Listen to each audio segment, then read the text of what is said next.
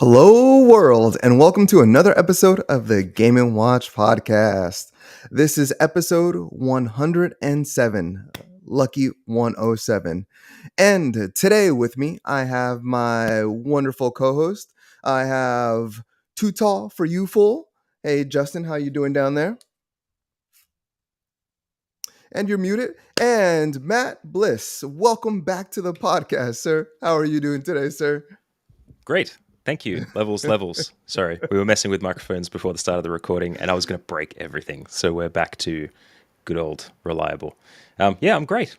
Doing great. I love it. And Too Tall, I'm sorry. What were you saying as you were muted? We saw a lot of lips moving, but nothing coming out. Can you hear me now? Yes, but your gain sounds like it's up a lot. All right, I'll fix that. Just give me a minute. All right. Well, we are fixing mic issues and all this stuff. Let's go ahead and just go over some of the basic intro stuff that we like to get out of the way. So once again, thank you for watching the Game & Watch podcast. For those people watching, we're available on a lot of different listening platforms. So wherever you want to listen to us, you absolutely can. Other than that, let's see. You can email us at Game & Watch Podcast. Let's see. Let's go ahead and mute that for a second. Let's see. You can email us at gameandwatchpodcast@gmail.com with any questions or comments. And if you're watching live, you can definitely write in to the show and just chill with us, talk with us. And if there's anything relevant that you write during the show, we will read it during the show. But even at the end of the show, we like to highlight comments in our little section. I always forget what it's called.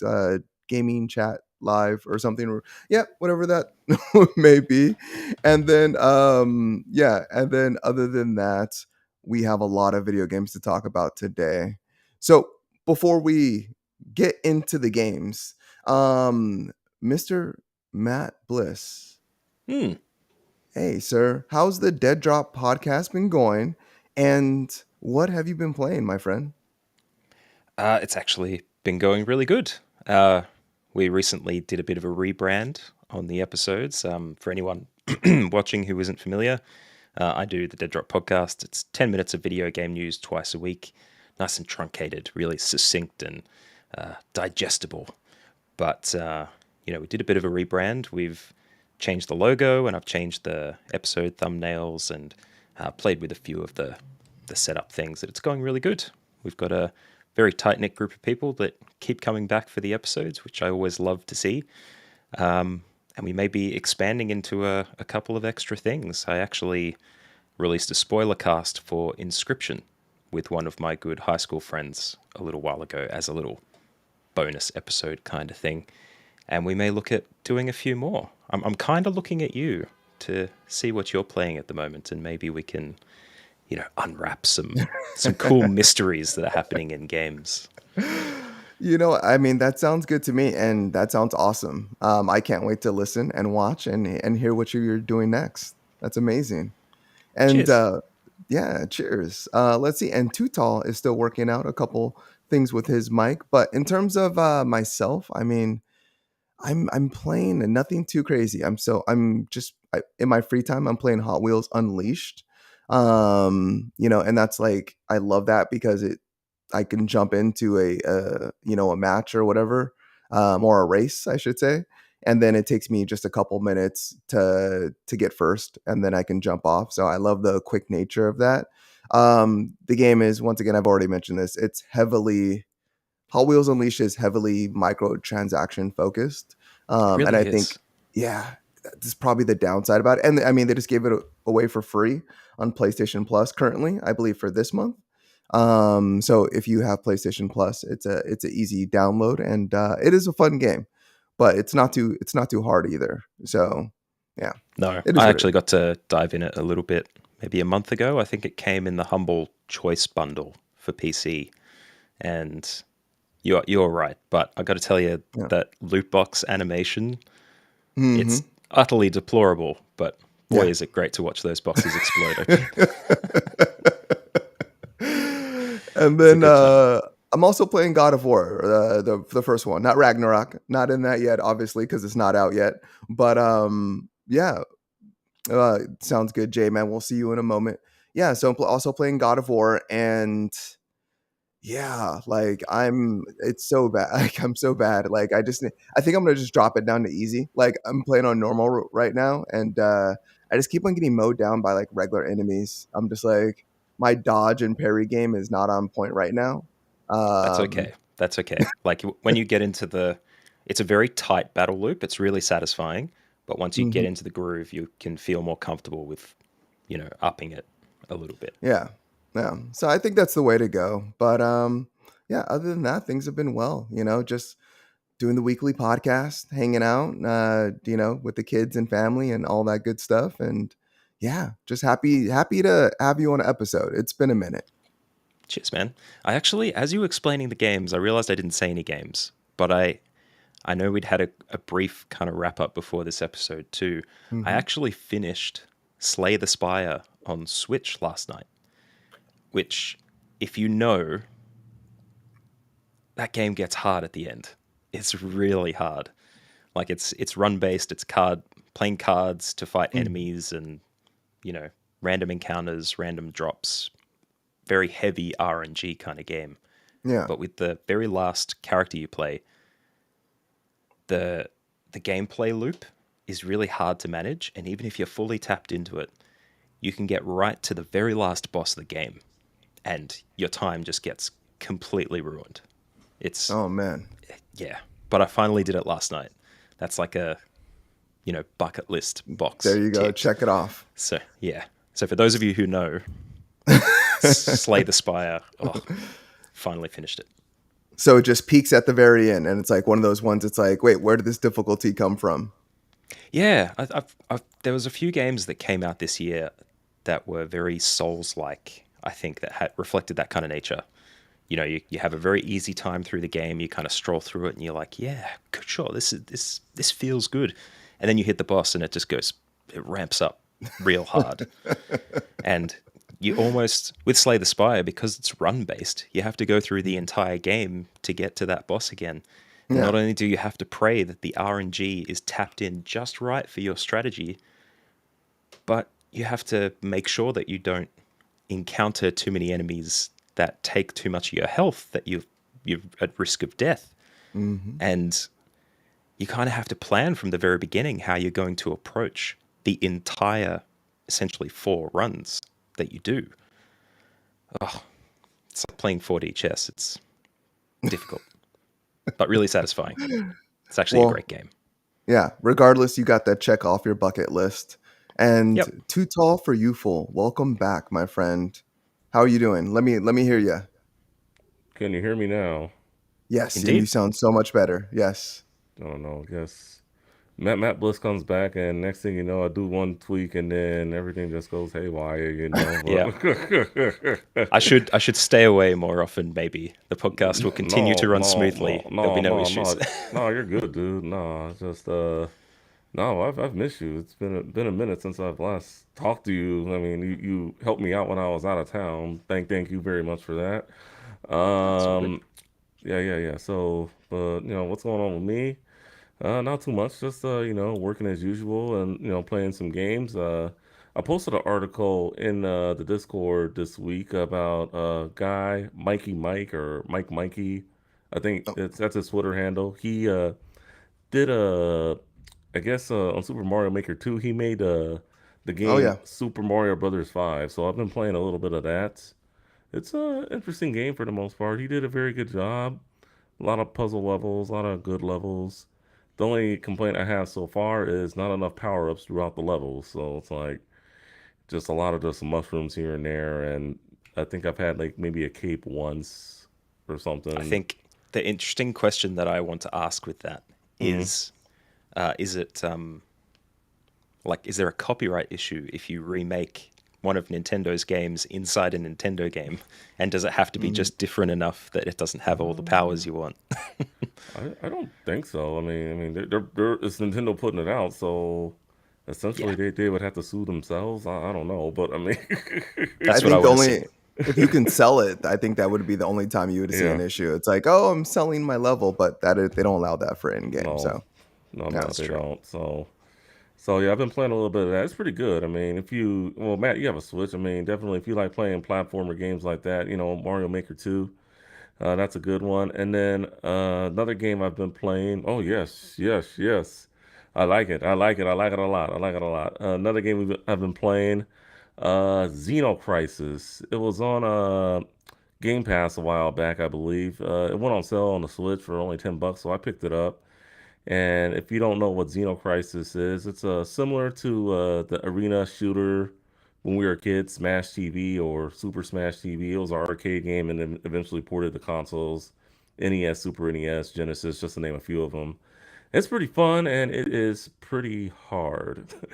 I've been getting my ass kicked a lot, but I mean, it's fun though. I mean, I like it. I mean, I would like to eventually beat the game. I mean, it kind of sucks that it doesn't have like online multiplayer, but if I ever get a buddy to come over to the house and play with me, that'd be a good time. And then of course, dipping that in and out of Shredder's Revenge, the Cowabunga collection.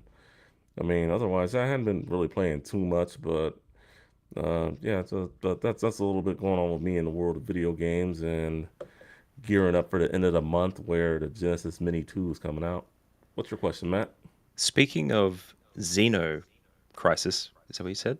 Yeah. Um, there was a recent episode of the Loading Bar podcast from friend of the show Max, in which Our View Gaming featured. I think that that came out today, maybe yesterday. But yeah, your yeah, it interview's came out. out.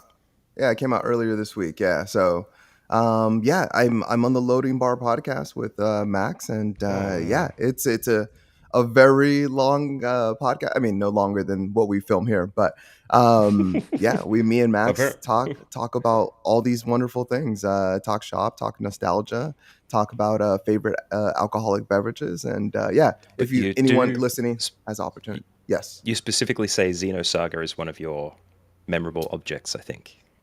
It's like a Xenogears for favorite of me. yours. Xenogears. Xenogears. Yeah, That's right. yeah.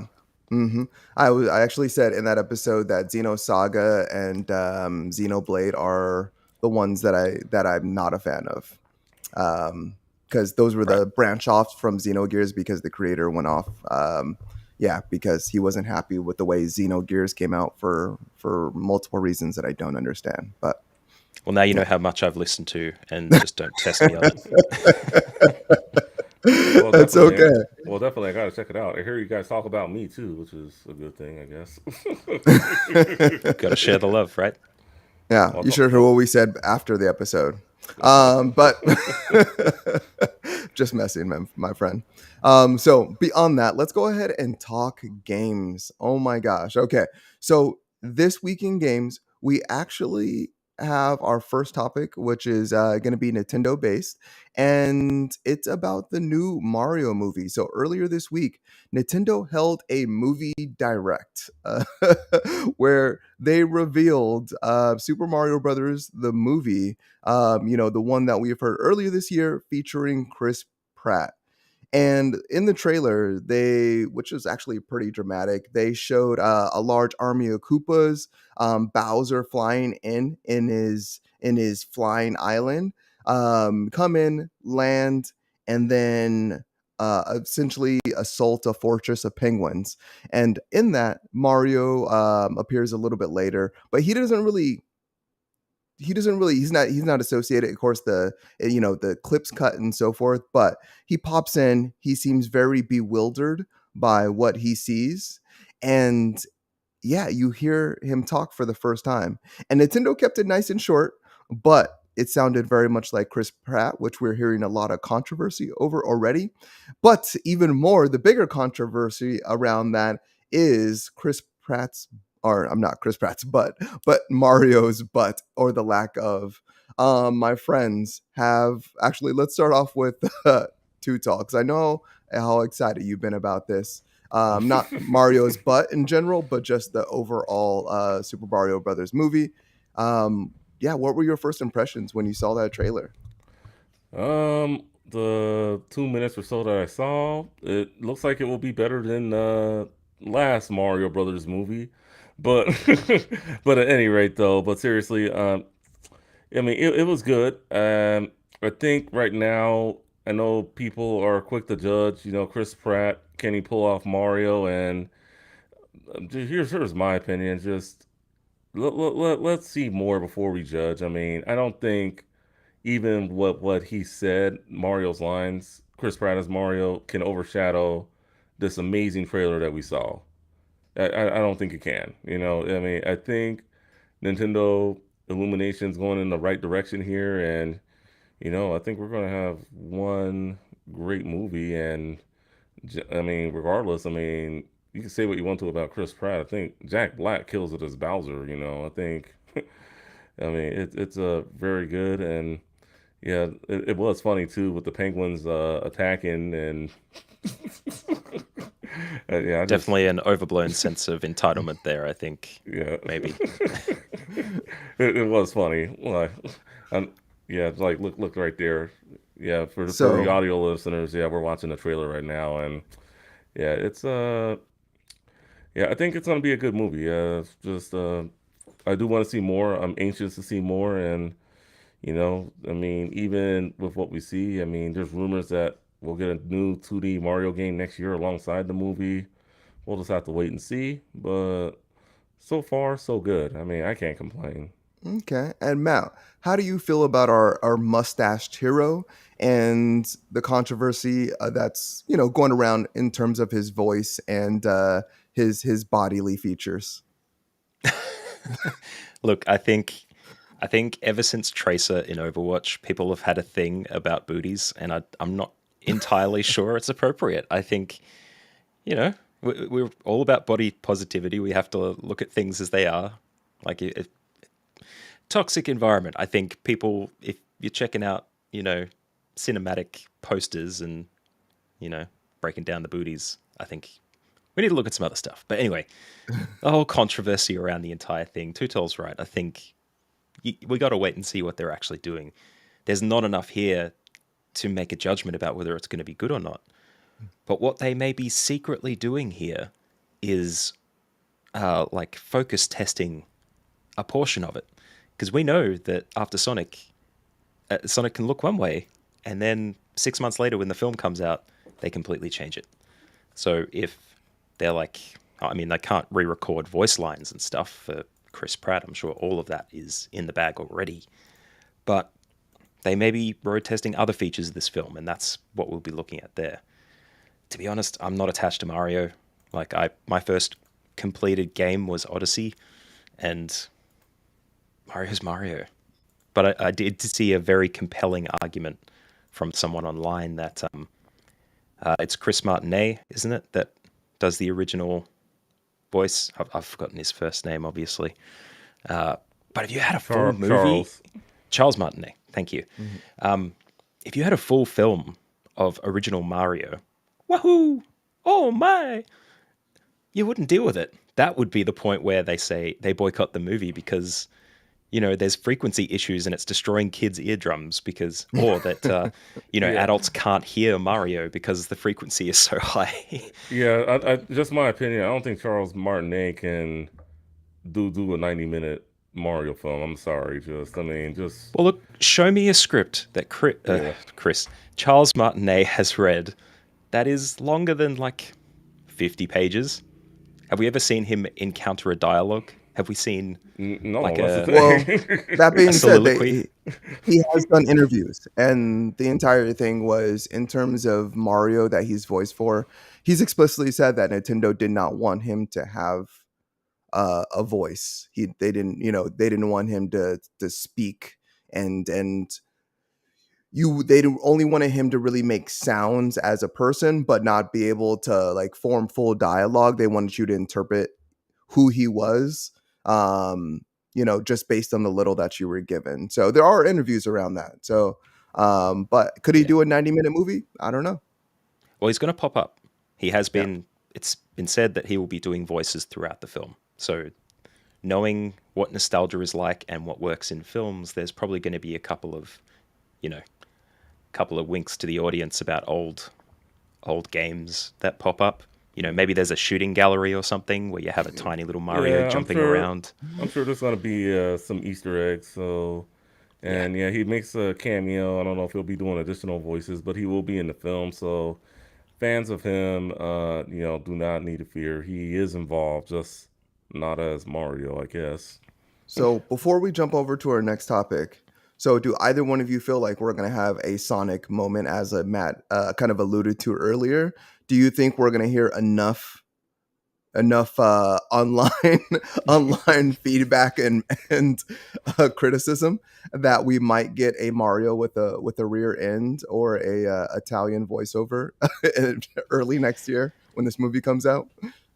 Look, if you want Italian voiceover Mario for this film, go and look up the Italian translated version of that trailer. Someone shared that with me, and it's what you want. Like that will tick the box for you. But if you want to watch just a fun-loving film where for maybe half of it, you're sitting there trying to listen really hard for who's who, like you're finding your Charlie Days and your Mr. Oh, I've forgotten his name now. The Seth Key and Peele Rogen. fellow. Yeah, Seth Rogen's in there as well. Yeah, you got Jack Black. I imagine it's going to be very Jack Black heavy. He's got a very strong presence, and being Bowser, that's going to be your main guy. Yeah, like it's going to be that. That's going to be the enjoyable experience. What I think is that the whole Origins thing and the first time round is going to go great this time, but the next film, that's when they're going to have to come back with a strong offering, and they may not be able to do that. Depends on how much of the lore, the Easter eggs, all that stuff they expend in this film. We'll have to see. And last note before we jump topics, and Justin, I'll let you get one more thing in. We do have to move along, though. Luigi is in the movie. Justin, what was your last note? Yeah, just we'll just have to wait and see. I mean, kind of, I think it has a lot of catching up to do. The top Sonic. I mean, do I think it can beat Sonic? Yeah. I mean, it's definitely possible, but Sega listens to the fans, and Sonic is where it is now in terms of the box office. So, Yeah. I mean, if Nintendo's trying to compete with Sonic, I think it does have a lot of work to do, but people will go see the film, and if they have a good film on their hands, and they do a sequel, like Matt said, the second film is the one that's on count. So, they really need to come out swinging if they want to catch up to Sonic or be Yeah. even Let's where not put the Sonic cart is at. before the horse, though, Yeah, because they have to. This film has to do okay before yeah, they even jump to a second film. But yeah. on to our next topic. Nintendo officially launches Nintendo Pictures. So, Nintendo has officially launched Nintendo Pictures. It's a whole new subsidiary, and it will focus on the development of visual content using Nintendo IP. We recently saw this happen with Sony Pictures also. We have PlayStation Studios, which is now focusing on creating IP, or I'm sorry, leasing out IP of the PlayStation properties to different, third parties in order to create other forms of media, like where you have the Horizon Zero Dawn Netflix adaptation that's coming. We have a God of War one, I believe, that is going to be on Amazon, and there's going to be other, of course, I believe 12 total PlayStation IPs have been greenlit for essentially, Film and other, TV. yeah, film and TV. Thank you very much. So with that said, guys, are we seeing Nintendo branch out? Are we seeing them really dig into other media? I mean, we recently saw the theme park open up, and they're expanding upon that. But are we going to see, Mario cartoons come back? Are we going to see a Splatoon TV show on Netflix or something to that regard? Justin, I would love, well, yeah, Justin, I would love to hear from you first in regards to this. Excuse me. Yes. It'd be great to see, some Nintendo, some of their IPs back on television. Back in the day, you had the Super Mario Brothers Super Show, you had the Donkey Kong Country Show, which aired on Fox Family back in the day. You also had the Adventures of Zelda.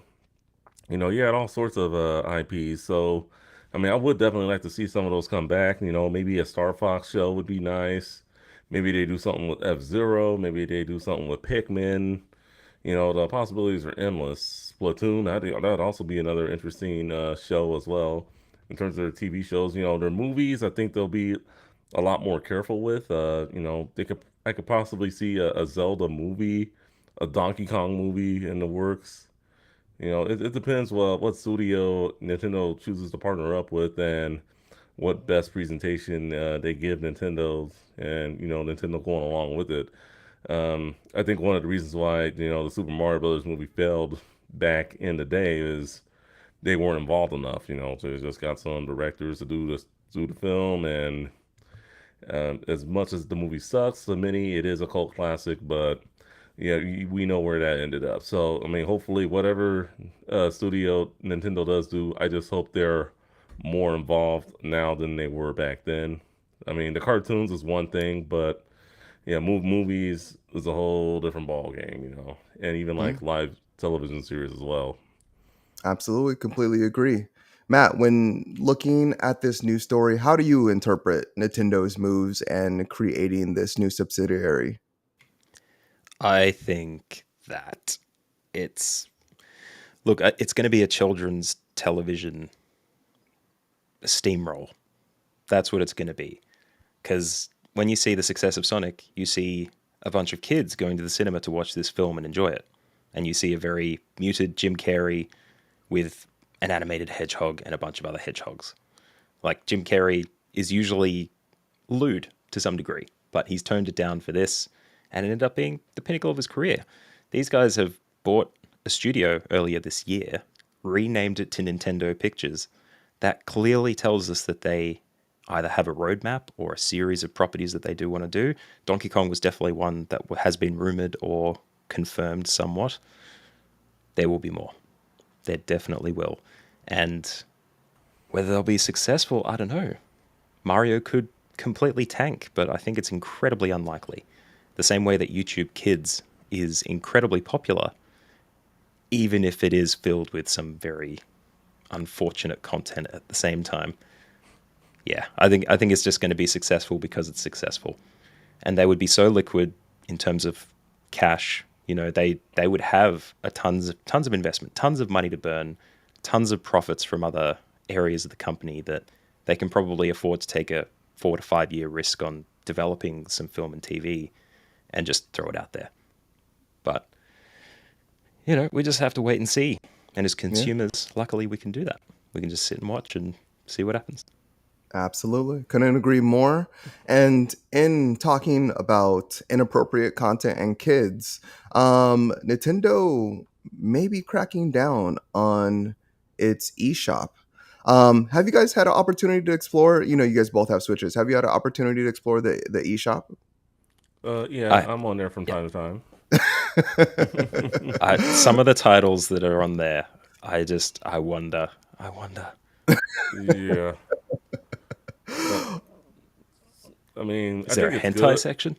I mean, I Yeah. think I think it's good that they're monitoring what goes on there because it doesn't take much to just get a game on the eShop and other shops for that matter. But like you can get like a crap game on there and it'll just be on there for the most part. But for the most part, I think that them cracking down on adult content going on there is a good thing. Maybe they'll crack down on some of the other junk that developers put on there would be good also, not just the adult content. I mean, games rated adult only, they're kind of hard to sell, and they want to get it. They are down to mature, so kids can buy it, or parents can give kids their permission to play it or whatnot. So having an adult only game is, not a good thing in the industry, not just for Nintendo, but just overall. I mean, that's how I feel about it. Well, Justin, I mean, you're totally right in that regard. But I don't think you're gonna have to worry too much longer. It seems like Nintendo is cracking down. There's a publisher named Gamuzuni on Twitter, and they've published a number of a number of mature and lewd titles on Nintendo's eShop. But the publisher recently tweeted out that they've had multiple games that have recently been denied by Nintendo. So their most recent title, Hot Tentacle Shoot, was rejected by Nintendo and told via Nintendo or via email by Nintendo. Basically, obscene content could damage their brand and infringe on their policies. End quote. This means that now all games with nudity should be censored. Additionally, the publisher confirmed another title featuring adult content was rejected for having nudity also. So, guys, is this going to be the change to the eShop over the next couple of years? Are we going to really see all those hentai games disappear? Because there's a lot. Like, I don't know, they're there. Yeah.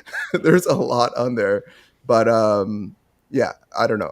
To everything Too Tall said, I'm happy that they're kind of taking ownership of that and kind of weeding out things, or at least making sure that they're properly censored. Is there any more feelings that either one of you have on this? I mean, I know some would argue that it's Nintendo being Nintendo wanting to keep their kid friendly kid friendly approach, but no, it's just them doing their due diligence. Like, you can't just be having just anything go up on the eShop like that, just censor it properly. And like I said, it should be across the whole board. The Steam, PlayStation Store, the Xbox, Microsoft Store, just yeah, I mean, I applaud them for this. Yeah. I think I have to take a stance against that, if only because it's not censorship, but there's an art to this, right? Like, there's a reason that hentai is called hentai.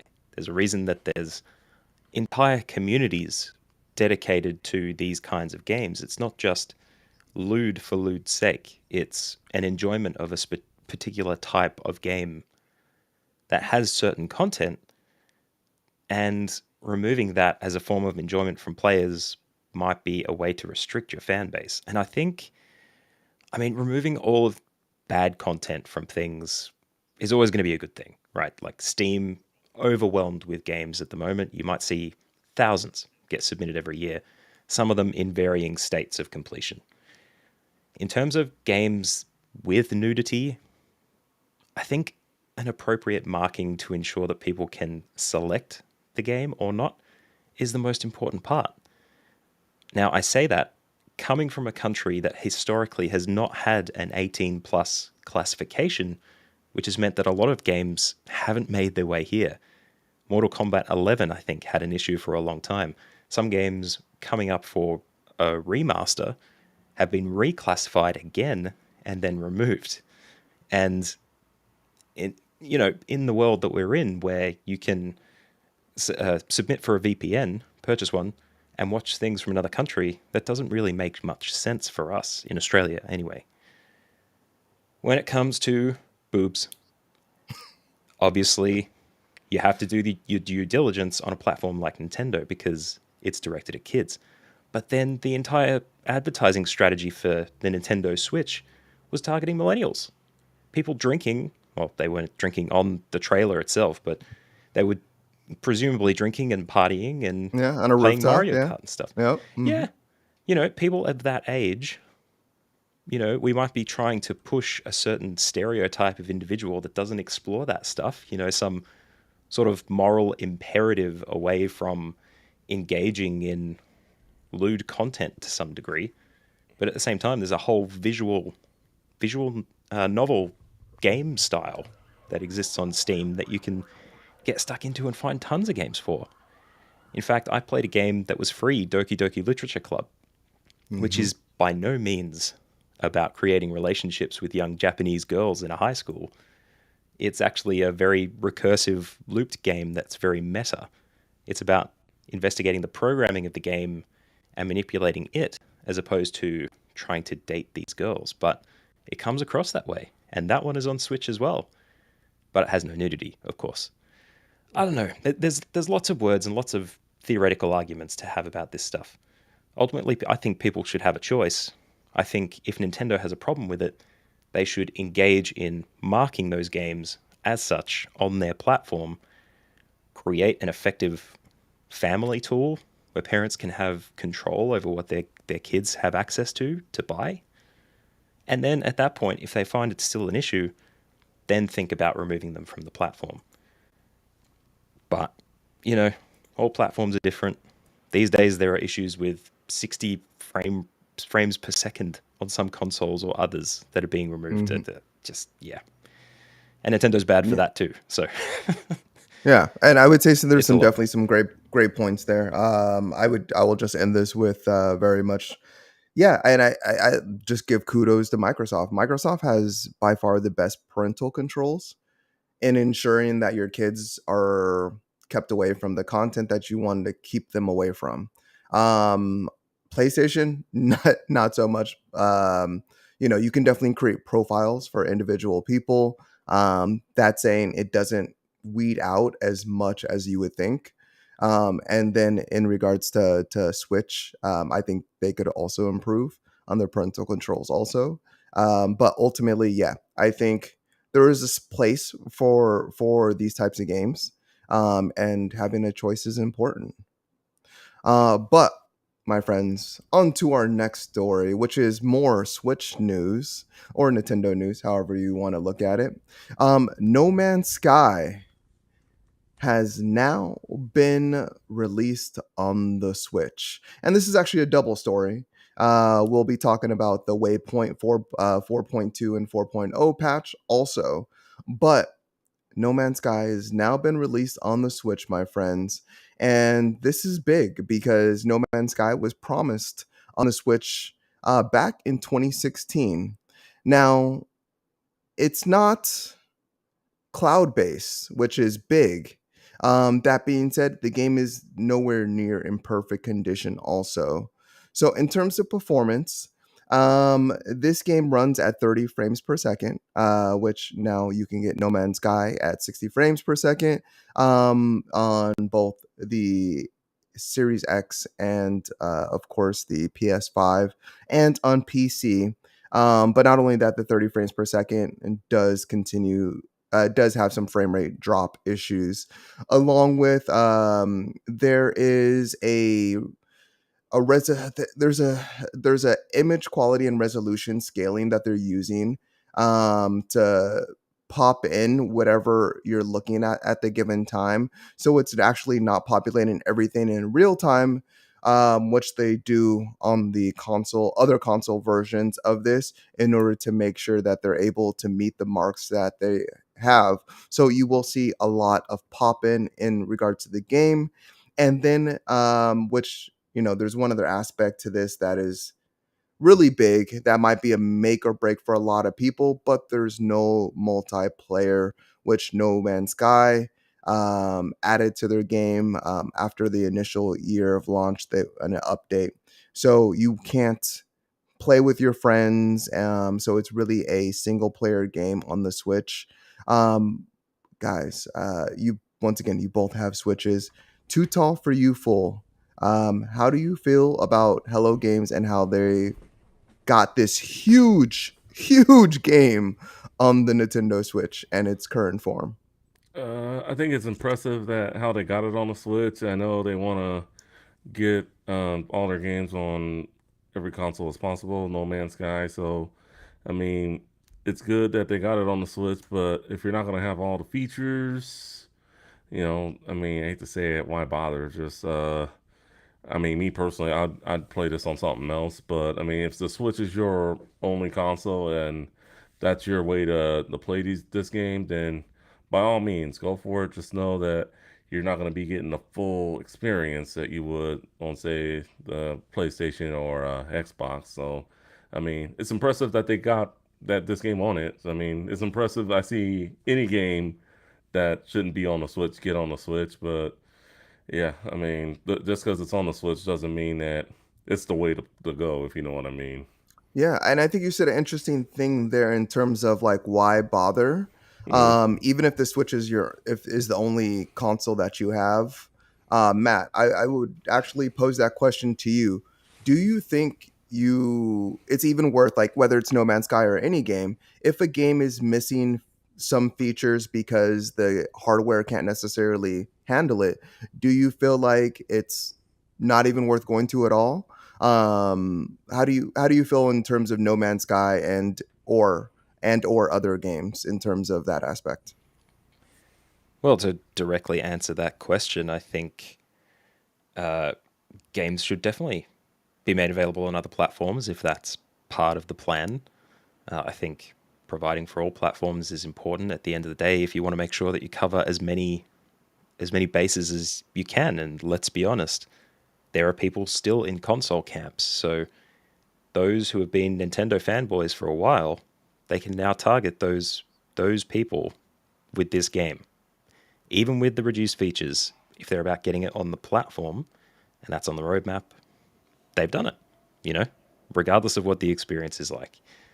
Personally, I think Fresh News 24/7 in the chat said it pretty well from my perspective.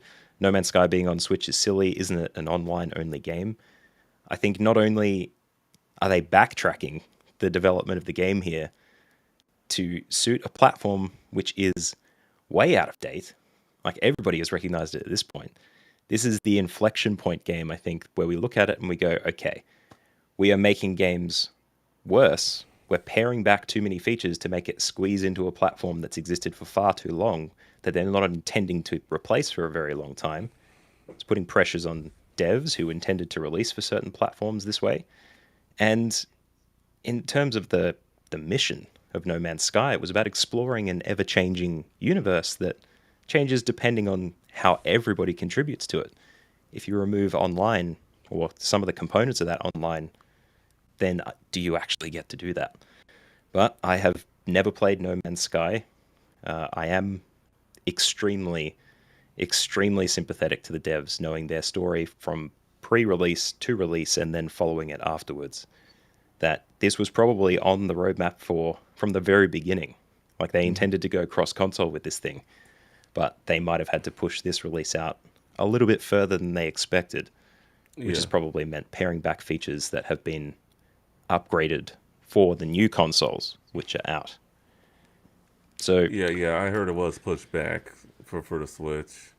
yeah. And, like you said, man, they did a really good job. I mean, rebounding from that, you know, they Sony took, threw them under the yeah, bus. yeah, They yeah, said, hang on. This is not the game that we said yes to. No, stage left. You guys, no. Terrible game. Don't even worry about it. yeah, And yet, here they are now. And we talked about the success story, I think, on an episode with you guys like a few months ago. It's, yeah. I think we should appreciate what we get with this. But, you know, should it be on the Switch? I think I would ask that of a lot of games. I really would. Going back to our previous point. Yeah, I would say in terms of No Man's Sky being on the Switch, I would say with it being promised and not with it being promised, I think it's good onus of Hello Games to put it on the Switch. No Man's Sky wasn't a online game necessarily. There was online features originally, and Hello Games did promise that there would be multiplayer aspects of the game.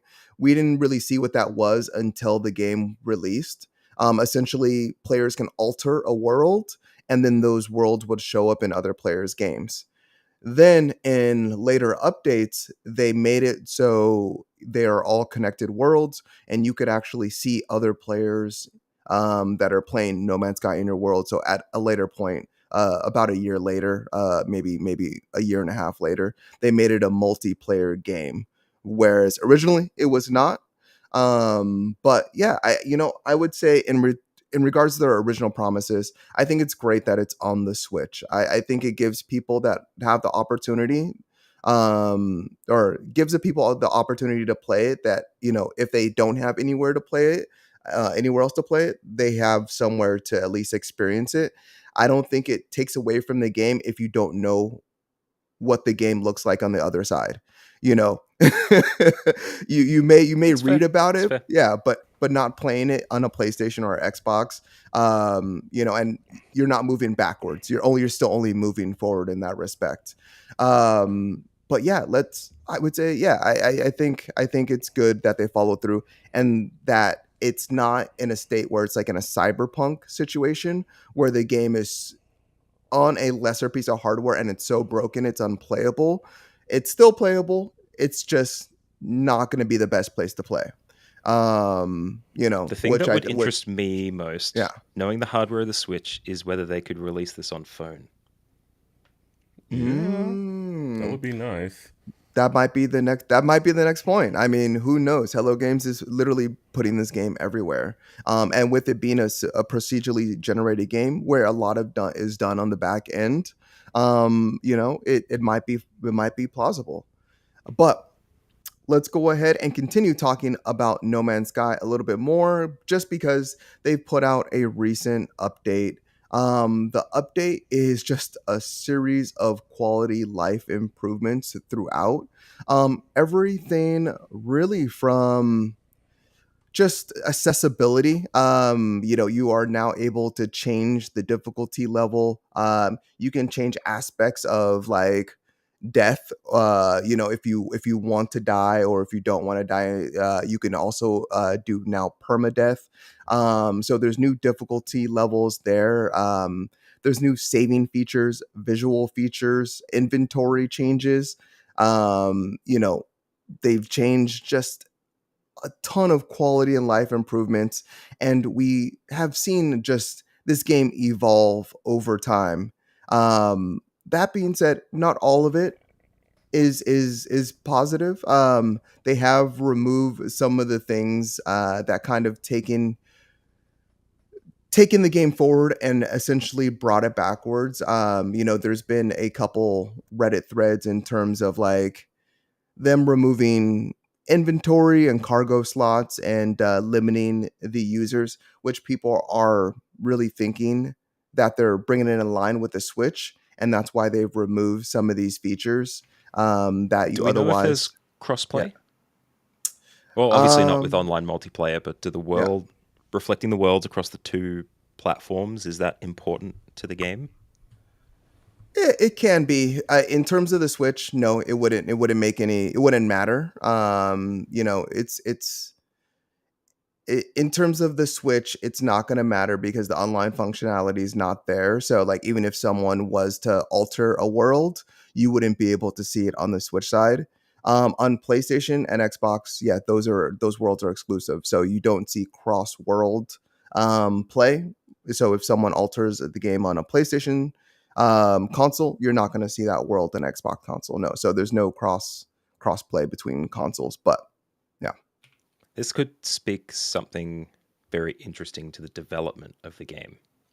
Mhm. Like if they have to streamline their workflow to adjust how it plays to ensure they can develop for all platforms at the same time efficiently, then that would be really interesting to hear about. I would love to hear from Hello Games about how they actually put all of these things into motion and whether that is the big contributing component of that.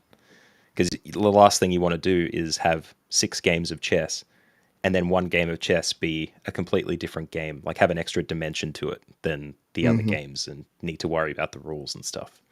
Yeah. Yeah. Interesting. See. Well, we're gonna go ahead and end that note in No Man's Sky. Was there any last notes, Tutal or Matt, that you wanted to speak on before we jump on to our next topic? If you do get it for the Switch, hope you guys enjoy it. I mean, it's a very enjoyable game. Developers worked very hard to improve this. So, yeah, just that's all I gotta say, really. Enjoy Oh, your games. That's a good one. very true. I can't agree more. And I'm already jumping the gun here, but a Splatoon Splatoon 3's newest Splatfest is collaborating with Pokemon, and essentially,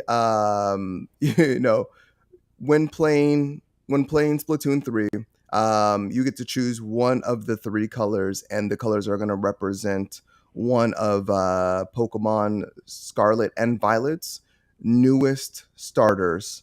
So that's going to be Sprigatito.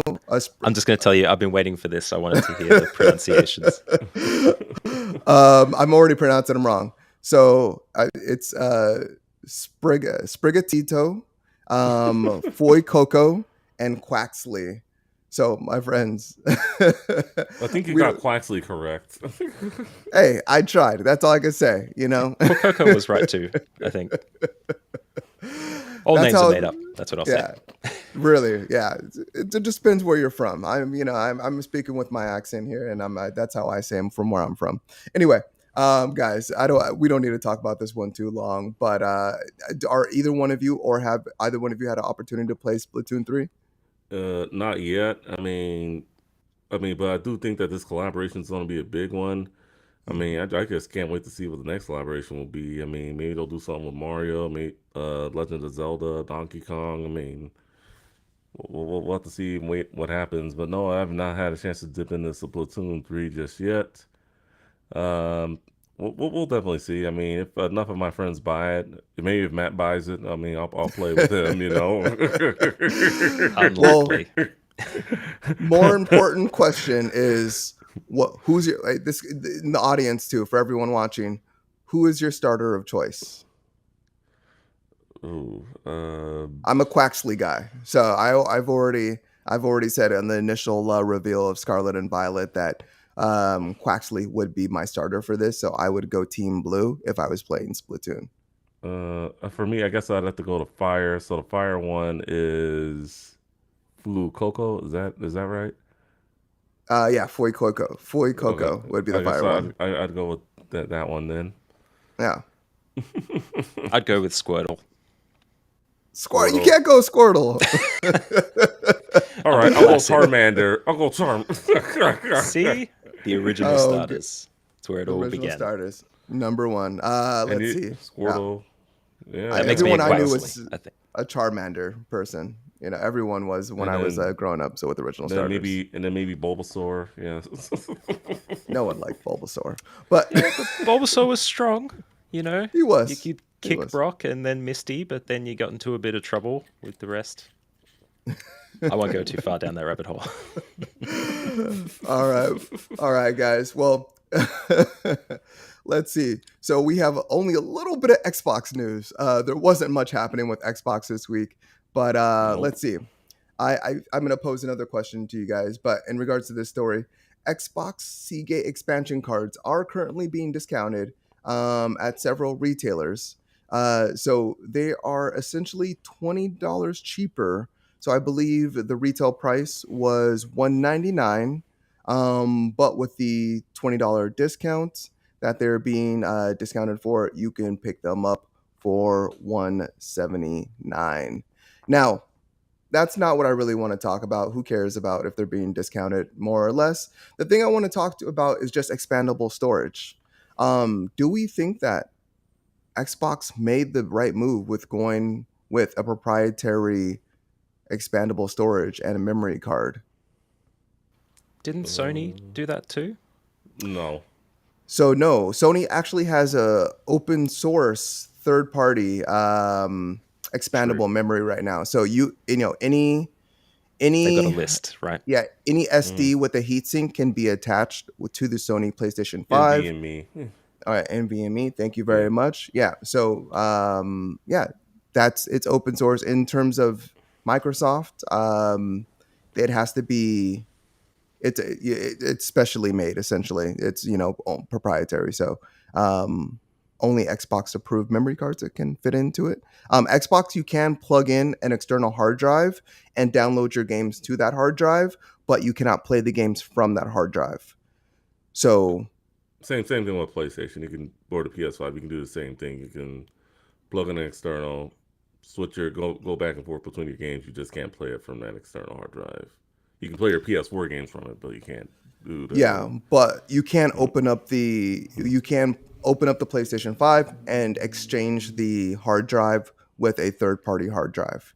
Yeah. And that's the important thing. So people are exchanging their hard drives with 2 terabyte, 1 terabyte, 4 terabyte hard drives, which are accessible, and we're seeing those go down in price significantly. I saw a 2 terabyte PlayStation hard drive being sold for $99 a couple Are you, weeks ago. are you Yes, serious? yeah. Oh. Which So that is the we crux of where the argument lives for me. That being able to select the hard drive that you'd like to install and having a number to choose from means that you can choose a cheap one. Because everyone obviously has a look at the WD Black series, which is, gamer ready or whatever branding they use for that. But there's also cheaper ones you can get, and that's where it becomes a problem for the consumer, that not every hard drive is the same. Not every SSD is the same. Exactly. Not every M2 drive is built the same. And it all depends on the specifications of the device, whether it has the capacity to deal with what the capacity of the drive. And that's why they need to have that proprietary list, because if you've built computers at all, you'd know that you have to be cautious with the hard drives and the motherboards you have sometimes. That's why they have to have a list. Now, Sony gives you the opportunity to choose, but it also gives consumers the opportunity to lose. Whereas with Xbox, they're selling something for a single price, very expensive, but they can guarantee that the performance, which means it'll guarantee the performance of their product. So This is true. Well, it's kind of a toss-up. Yeah, well, I know Sony did partner up with WD on, the WD drive. So I think that is the one that they, have put their name behind. So, I mean, if you are going to upgrade your storage through the PlayStation 5, I would definitely go with whatever Sony recommends, which is that one. So, I mean, I know there are other options out there, cheaper options, but, sometimes some of these drives, it's just like, you never know, man. Like, I would just go with what is guaranteed to work. I mean, that's just me. No, me Yeah. too. Like I Yeah. recently replaced a solid state drive in my computer because I had to expand the storage. And I was looking between the options. It's incredibly cheap at the moment. Yeah, But it you have is. to pick not just cheap, but you have to look at the transfer rates, the connections, how many buses you have available for the different connections in your device, whether you can power it with the unit you've got. Like, there's a whole lot of things to consider. But if you've got that simple list and someone like Too Tall can jump on it and go, yep, WD Black, let's grab one of those, then it makes it easier. In the same respect, though, I mean, Xbox does have a 2 terabyte also, but it's being sold for $399. So I mean, Ooh. does I don't know. There's definitely a I weight know what you're right talking there. about here. There's Yeah, we as consumers, we look at bundles to increase value. So the more you get, the less it becomes. So you buy 6 donuts, it's cheaper than buying 1 donut 6 times. But with hard drives, they have limitations that they're stuck to.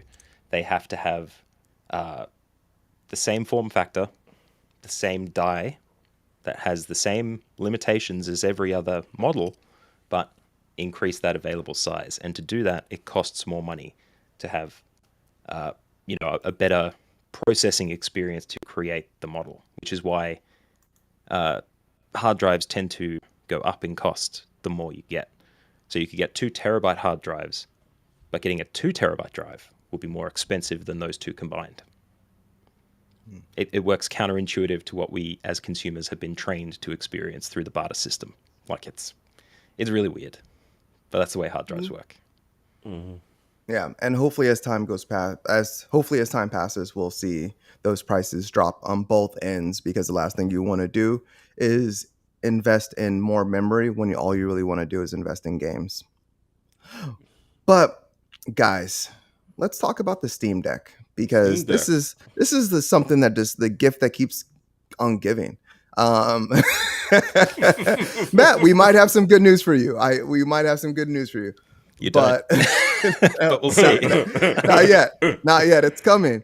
First off, the Steam Deck has officially sold or I'm sorry, the Steam Deck has shipped over 1 million units, which is a Oh, great milestone. We're really seeing a lot of popularity behind this particular device. My friends, how should we celebrate? What should we do? Should we all raise our Steam Decks in the? Oh wait, do it? Does anyone have a Steam Deck here? no. No, I no. don't know if I'm allowed to make the finger related gesture that I want to on this podcast. Yes, yeah, you totally can make that finger gesture, but that's totally up to you. I'm not gonna censor you here. They know it's coming now. I'm not doing it when you least expect it. But no, I think we should celebrate by removing the reservations on our storefront and just sell them as they come. Well, How I about think that? that's what they're doing now, right? Well, let's go ahead and skip our next topic. Or we're still talking about the Steam Deck, but let's go ahead and skip the next particular topic and talk about that. The Steam Deck is now available with no reservations in the U.S. and in South America. That being said, they are opening up global reservations. By global, it's not around the world quite yet. It's going to be in, I believe, Japan, in parts of Europe, and I believe there's one other location. That being said, we're seeing it open up.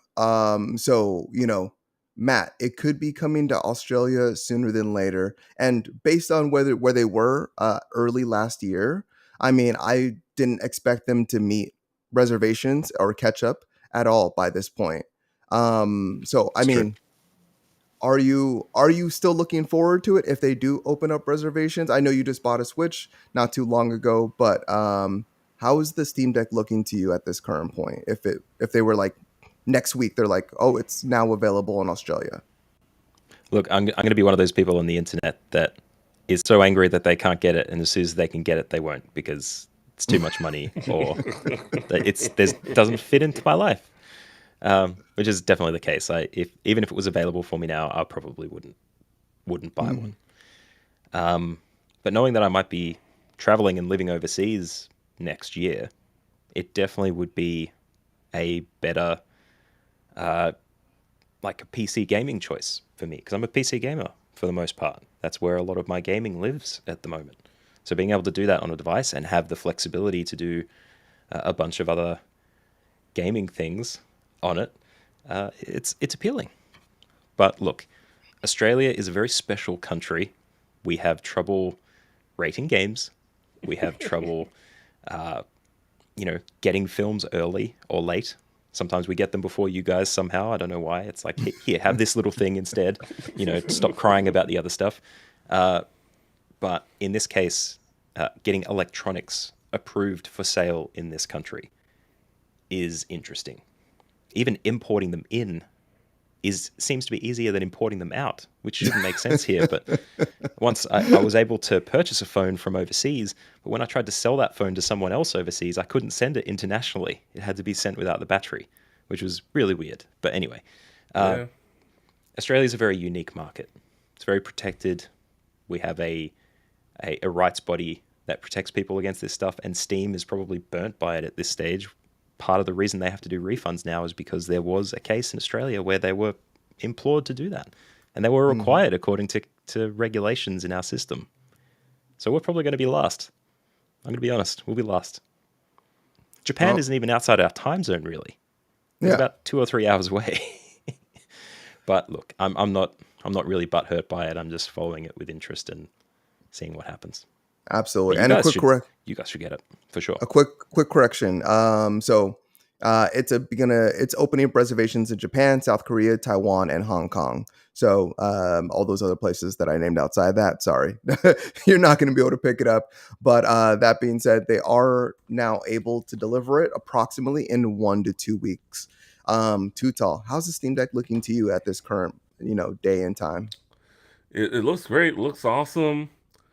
Um, I do want one. It looks great. I mean, it would just have a hard time justifying to my wife why I need one. You know, I don't really game on a PC all that much. All I would really use it for is just an emulation machine personally, and it's just like I can already do that on my PC. So I mean, for me, I mean, as great as it looks, it's just I would just have a hard time justifying why I got it unless they came down on the price a little bit. I mean, the 399 one looks like I could swing that, but it's just that's just not enough storage, and I think getting the SD card to expand the storage isn't worth it. So I mean, I think it's great though that you can get one now quicker than the analog pocket, which is still taking like 6 months for people to get. But I mean, just I mean, good job, Valve, and hopefully we see more of those things sell, and then maybe 2, 3 years down the road, maybe I will buy one. Hopefully I can just walk into a Best Buy or Target one day, see it on the shelves, like I want that, and then pick it up, take it home that day, and not have to wait for FedEx or UPS to bring it to me in the mail. So Something that may convince you is hmm that after getting my Switch, which regular listeners to this show will know that I was very much against it until the opportunity came where it would create a convenience in my life. Like, I would have no opportunity to game without this thing because it is a mobile gaming device. It has now become my Hades machine, my roguelike machine. It's the game that I play 2D platformers on. Metroid Dread, 100% handheld for me. And I think the Steam Deck has the opportunity to do that for people too, and potentially you. It can make a very compelling argument that it's a better way to enjoy some of the games you get. In terms of money, it's never going to make sense. Like yeah, you're I paying know. Yeah, I large know sums of that. money rather than just upgrading a computer you've already got. But I know. Yeah, I know. For me, it would probably be the next big purchase I made if I was going to get another handheld or console, if that makes sense. Yeah. So, I mean, I can definitely say that. And Yeah. then, as for Matt Bliss having a Switch, you're welcome. No, I'm just kidding. you didn't buy me that ticket to Ireland earlier this year. That's what did it. Oh, and having my birthday. That kind of helped too. Yeah, yeah. Yeah, and too tall. You're right. I don't think you could ever justify it. I mean, you do got a lot of dust on those computers back there, so I don't think you'll be getting one anytime soon. Is this why he won't get a webcam with 4K? It might happen if you talk to him enough. But in our last bit of Steam Deck news, the Steam Deck dock is finally out. Now that they've been able to meet reservations, you can now go ahead and buy the Steam Deck dock. And along with the Steam Deck dock, I mean, in regards to the Steam Deck dock, there's been third-party ones that actually have already been available, but this is, of course, Valve's official dock that is actually received a couple upgrades since being initially announced. It is $89. It also does take about 1 to 2 weeks to deliver, but it comes with let's see, it comes with a 3 USB 3.1 ports, one HDMI 2.0 port, a display port 1.4, and a gigabyte Ethernet jack. And in terms of the other third party ones that you can buy those from JSaux. I don't know if I'm pronouncing that right. It's JSAUX. And iVoller are the ones that are selling them, and they are selling them for cheaper. So that being said, guys, if you did foresee yourself, ever diving into a Steam Deck, do you think you would, want to play it on your big screen TV, or do you think you would play it primarily on handheld? Just handheld for me. I mean, that's just. I mean, if I were a big PC gamer, I just go back and forth between my PC and that. I don't think I would need a dock personally. I would be in the camp of people who try all the things because you have the thing that can do the things. Mm-hmm. So first for me, if I had the dock, I would try to use it at work as a PC. It runs Linux. It makes it a little bit hard, but with that dock, most of these docks come standard with computers, laptops as devices that you get issued at a lot of businesses, and it's got all the things you need there. So I would try and use it for work, and then probably try all the emulator stuff. But I think you kind of have to get it at $29 US. It's pretty good. Yeah, I agree. Yeah. Yeah, I don't know. I mean, for me, the dock would be a must buy because I mean, I always prefer playing my games and just the biggest TV I can possible. And then unless like I'm in a situation where I don't have that huge ass TV, if I'm at an airport or flying or traveling, as Matt spoke to earlier, and how he uses his Switch, those would be the only times that I would foresee myself using that. But in the same regard, like if I can connect it to like a TV, like in a hotel, I totally would. That would be my first go to. So yeah, I mean, I'm glad the doc's finally out. I'm kind of like other develop or other other third parties are doing it for cheaper, so I would like to see Valve make that a little more competitive. If I can But say just quickly yes. before we round out this topic that they will probably wait. They won't make a competitive arm of this product. Like they don't want to have three different docks. Mhm. Mostly because if you look at the ports available, they are currently the lagging behind industry standard. Like there is already an HDMI 2.1 available, and there will be further iterations of HDMI as TVs release over time. So, and DisplayPort 1.4, that's the standard, but that may increase as well. So, what they will probably wait here to do is develop a product that matches new televisions as they get released so that they can take full advantage of the HDMI capability, much like the PlayStation 5 did recently with their recent update and the variable refresh rate and things like that. I'd say this is what we'll have for a bit, and then Mhm. maybe in 2 to 3 years with a new line of televisions and new HDMI standards, they'll change it up again. And hopefully new Steam Deck. New Steam Deck, a nice hot Maybe, thin you never one. know. A new Steam Deck. No, they can't make it thinner. Listen to last episode. Yeah, That was the they joke. really can't. You can't Yeah. hold it. Got you. Let's see. So that's enough about the Steam Deck. Unless you guys want to hear more. No, that's enough about the Steam Deck. Let's go ahead and talk about some PlayStation news. Let's see. So players can now link their Steam accounts to their PlayStation Network accounts. Let's see. The first game that will allow players to do this is going to be Marvel Spider-Man, which received a patch earlier this week that enabled the feature. And let's see. Well, I kind of will just leave it right there. There's really not much to talk about here in regards. Otherwise, if you link your accounts, you're also going to receive exclusive rewards. So in Spider-Man, you can get a new suit, you can get a concussive blast, and you get extra skill points if you link your Steam account and PlayStation Network account. Uh, Guys, are we seeing PlayStation? Matt, I'll pose this to you first. Are we seeing PlayStation really allowing themselves to embrace the PC market? Are we seeing them maybe taking some cues from Xbox and how they handle their games? Probably. I think Discord is emerging as an app that people enjoy, and the whole integration aspect of that Xbox is doing leaps and bounds for them. So connecting PlayStation and Steam accounts just makes sense, just as a social network. But of course, PC titles are starting to come out. They're talking about releasing games on a yearly cadence post console release. This was Herman Holst, which I think we'll get to in a little bit. And look, tied together with that, what they're starting to see and building out that PC experience for PlayStation games, they want to try and create their own little garden in the Steam walled garden of things. They'd want to etch out their space and create a connection back to where they sell their products. Tie it into the family. So it absolutely makes sense.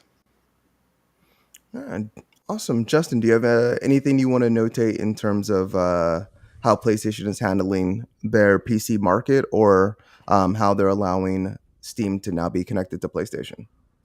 I think it's great. I mean, I think they're tapping into that PC audience slowly but surely.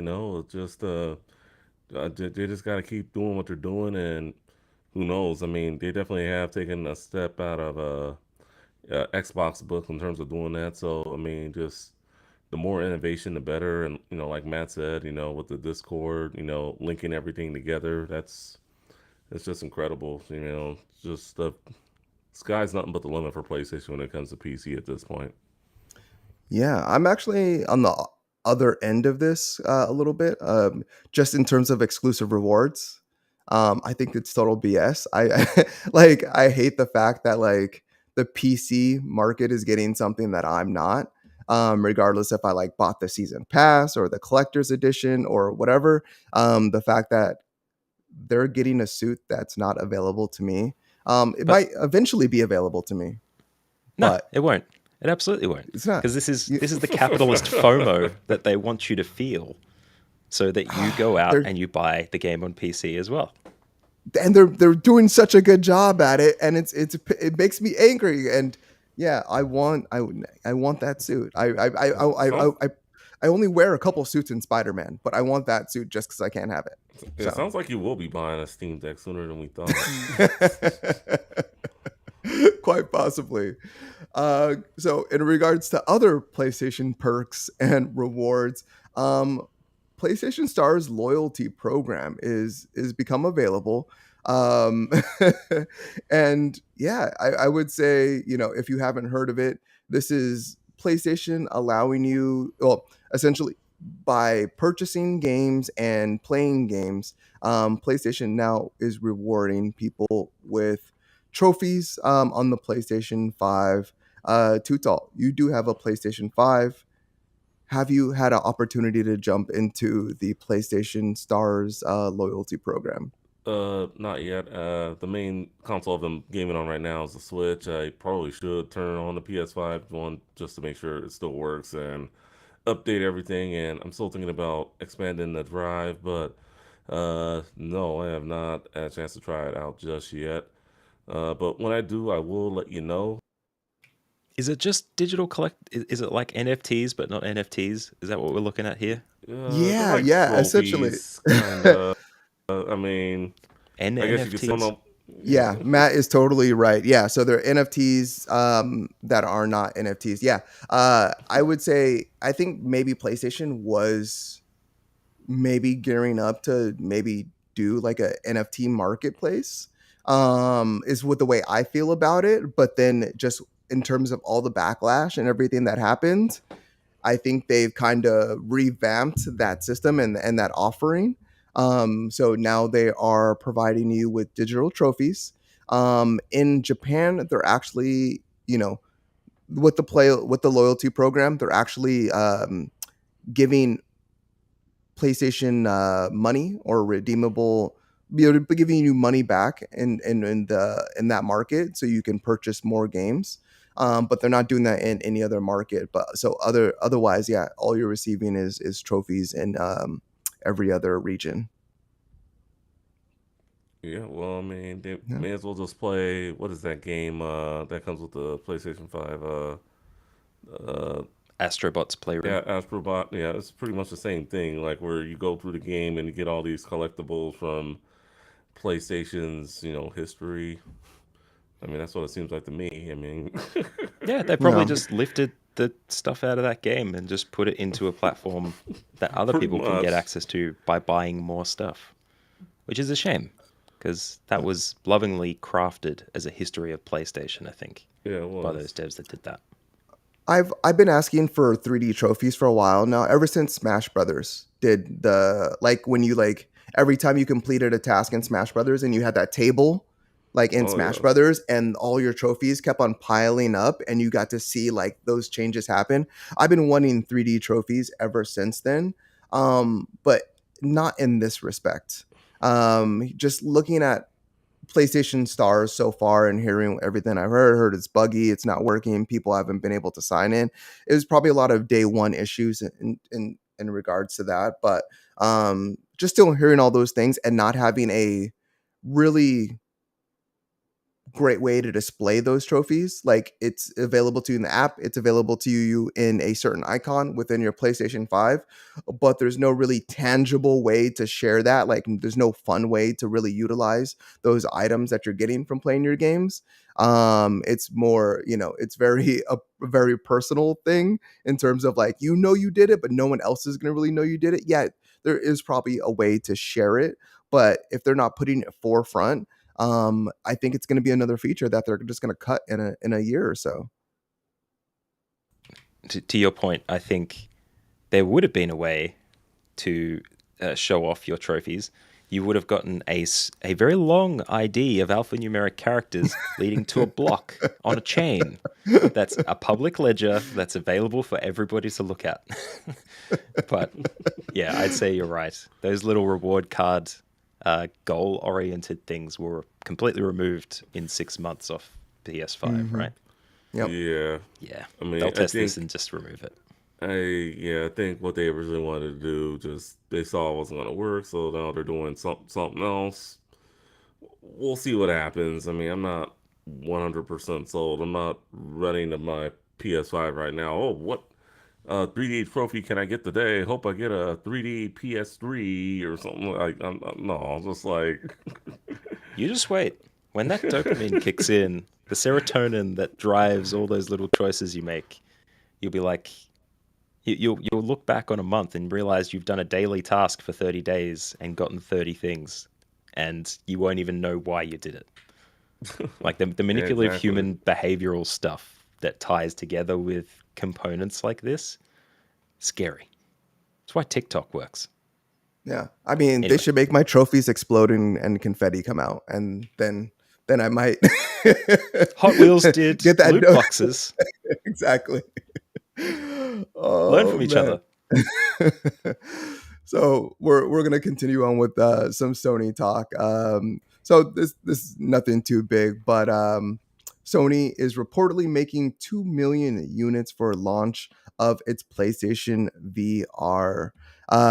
Guys, I would say too tall. Do we think Sony's being ambitious by making 2 million units to release, or to sell initially with the PlayStation VR 2? Not really. I mean, if they think that 2 million people will buy it, it may not be enough for in one case. I mean, who knows? But I mean, I think 2 million units is where to start. I mean, me personally, I don't see this thing really selling out, but I mean, we'll just have to wait and see. Let's just hope there's enough of them. I mean, if 2 million will be enough, then that's fine. But but I mean, we'll Well, just have to wait and see. think about the rest, right? We don't Uh, know the release date. We don't know the nope, exact pricing. nope. We don't know the full requirements, the space requirements. We know it's inside out tracking, great quality hardware, awesome. I think the big bit of this story that they're trying to kind of brag about is that they don't have supply chain issues for some reason. Like a lot of companies have been looking at ways to make their supply chain more efficient because they're starting to run out of materials. But now PSVR 2 is apparently so easy to produce with the products they have, they don't have to worry about it. They can just kick up or down their production as needed. I think that's a big posturing point, especially with Meta coming out Yeah, with a lot Hot of Kills. VR headsets are popping up right now. Let's see. Yeah, I would say, yeah, pretty much the same thing. I can definitely see them just this being like a little nudge and point, like, to, yeah, that they're not having constraints in terms of their supply and what they're able to provide. The original PlayStation VR sold approximately about 10 million units from the last numbers that I saw. So with them making 2 million units and there being a lot less PlayStation 5s out out in the wild, I am kind of like, oh, do we really think this is going to do that well? But I think people that are engaged in the PlayStation ecosystem and just all the positive PR that the PlayStation VR 2 is, or I'm sorry, the PlayStation VR 2 is receiving right now, I think it's going to sell relatively well. I think it'll sell at least 10 million units. And now where that is that successful for PlayStation, will they consider that successful? I don't know. Only time will tell. But I think it'll sell at least 10 million, even with there only being about 20 million PlayStation 5s out there sold currently. Over time, it has to, right? And the way that they've developed this, a lot of the analysis has been looking at Sony posturing and like, throwing out this big buffed up product that's like awesome 4K dual resolution eye sockets and inside out tracking that works wireless or only one wire or whatever. Trying to put Oculus on their toes, but they may have built a VR product that's going to last the test of time, unlike the Nintendo Switch, and it will sell those units across its lifetime. Because let's be honest, the VR community is still small. The one that is a regular VR user, they're either going to target across the lifespan of the PS5 a percentage of those consoles having a PSVR 2 as well, or market this product to be a more consumer-friendly product as an entry point to VR.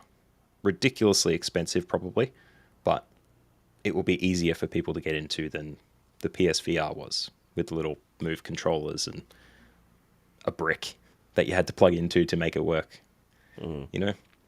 I suspect you're right. Nice. Too tall? Any last? It looks like your mind's working over there. Is there anything you want to add to that? Well, I mean, I just want to, like Matt was saying earlier, I just want to, I mean, we know the specs and everything, what it's going to be. Right now, and I know you said this a while back, everything's always about money with me. I just want to see the price and the date of when this thing is coming out. And then after that, that will determine everything for me if, people will buy it. And people probably will buy it. I mean, if they do sell 10 million units, that would be great. I mean, I think 5 would be a good job for them, but it just depends how far they want to take VR and where they want to go with it. So we'll just have to wait and see. It's all the waiting game at this point. Let's be honest. If the PSVR 2 flops, then maybe a remastered game can help them make that money back.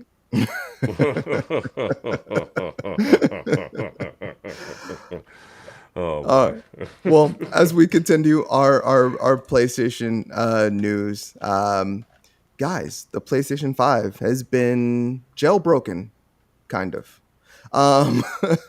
So a PlayStation modder under the tag Spectre Dev unveiled a jailbreak earlier this week. It's an experimental IPv6 kernel exploit for the PlayStation 5 only, and then it works on all PS5s running firmware 4.03 and lower. This jailbreak only works about 30% of the time. But in terms of what it's allowed people to do, it allows people to unlock debug menus and allows them to use unauthorized software on the PlayStation 5. So, for instance, people have been putting PT back on their PlayStation 5s. Now, that said, it's totally unplayable. But this is the first step in what could be PlayStation 5 essentially being open source. And we already know Sony's going to be tracking this very closely to make sure that doesn't happen. My friends, Matt, would you be interested in purchasing a jailbroken PS5 if the day ever came? No. I can't even get a PS5 for under $600. How much is a jailbroken one going to be worth? No, we should note that the release you mentioned, the 4.03 that this works on or lower, was the firmware as of October 2021. So it's a very small step in the direction of being able to do this with current iterations of that firmware and make it happen. And the fact that PS4 games are unplayable in the state that he was adding them to the system means that it's an incredibly small step. But, it's a step in a direction. I don't think it'll be the right one. I think people need to chill on the PT thing. I reckon. Hang on just to your make PS4. it accessible to play. I had PT. I downloaded the game. I deleted the game because I didn't have external or expandable storage at the time, and I cannot get the game back. That is Here, such BS. I got a deal for you then. Yeah. I will swap you your PS5 Jailbroken, and I'll give you my PS4 that has PT on it. How about that? No, no, it's not worth that. The value proposition for me is not there. It might be for someone else. I just want to be able to play the games that I've downloaded at any point, and that I bought or was allowed to download through PlayStation Plus, because that's what I paid for. And yeah, It was a playable trailer. It was free. yeah, but I don't want to go down this road, but yes, PT has yeah. the biggest story of any game for a story to gameplay ratio, I think. It really does. Really balloons out. Yeah. But look, we just keep an eye on it. People are going to do this. They're going to try and crack it. Yeah. As long as Sony can keep up, then they'll be able to change the firmware to ensure that people can't do that stuff. But I'm sure you could jailbreak the PS5 years from now. I mean, I'm not interested in getting a jailbroken PS5. I'm just being honest. I mean, I'm not into doing that with modern day hardware. Now, after the fact, once it's all said and done, why not? Like Mark, our colleague, he jailbreak his PS4 or something like that recently. So I mean, it's Just on its throw him way under out. the bus. Just give him his last name and address. Hey, I have a All right. modded Wii, so I mean, come get me, guys. No, I'm just kidding. Oh man, just waving the stick. Let's see. So, in regards to our next story, does anyone need any more Horizon Zero Dawn in their life? I know No. I do. Hey, well, forget you then. This isn't for you. A remaster of 2017's Horizon Zero Dawn is reportedly in the works for PlayStation 5, alongside a brand new multiplayer game of Horizon Zero Dawn in some form or fashion for PS5 and PC. So, we might be getting the Last of Us treatment for Horizon Zero Dawn. Well, I gotta ask. What's up?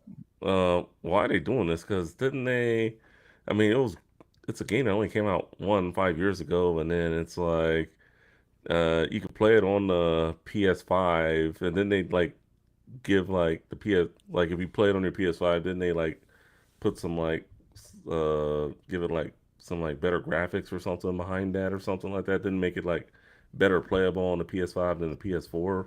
Yes, there was a patch that was available for the PlayStation 4 version that allowed it allowed it to run at 60 frames per second on the PS5, along with I think that was it. I think it was just frame rate. So in regards to the Last of Us treatment, the Last of Us, added accessibility features.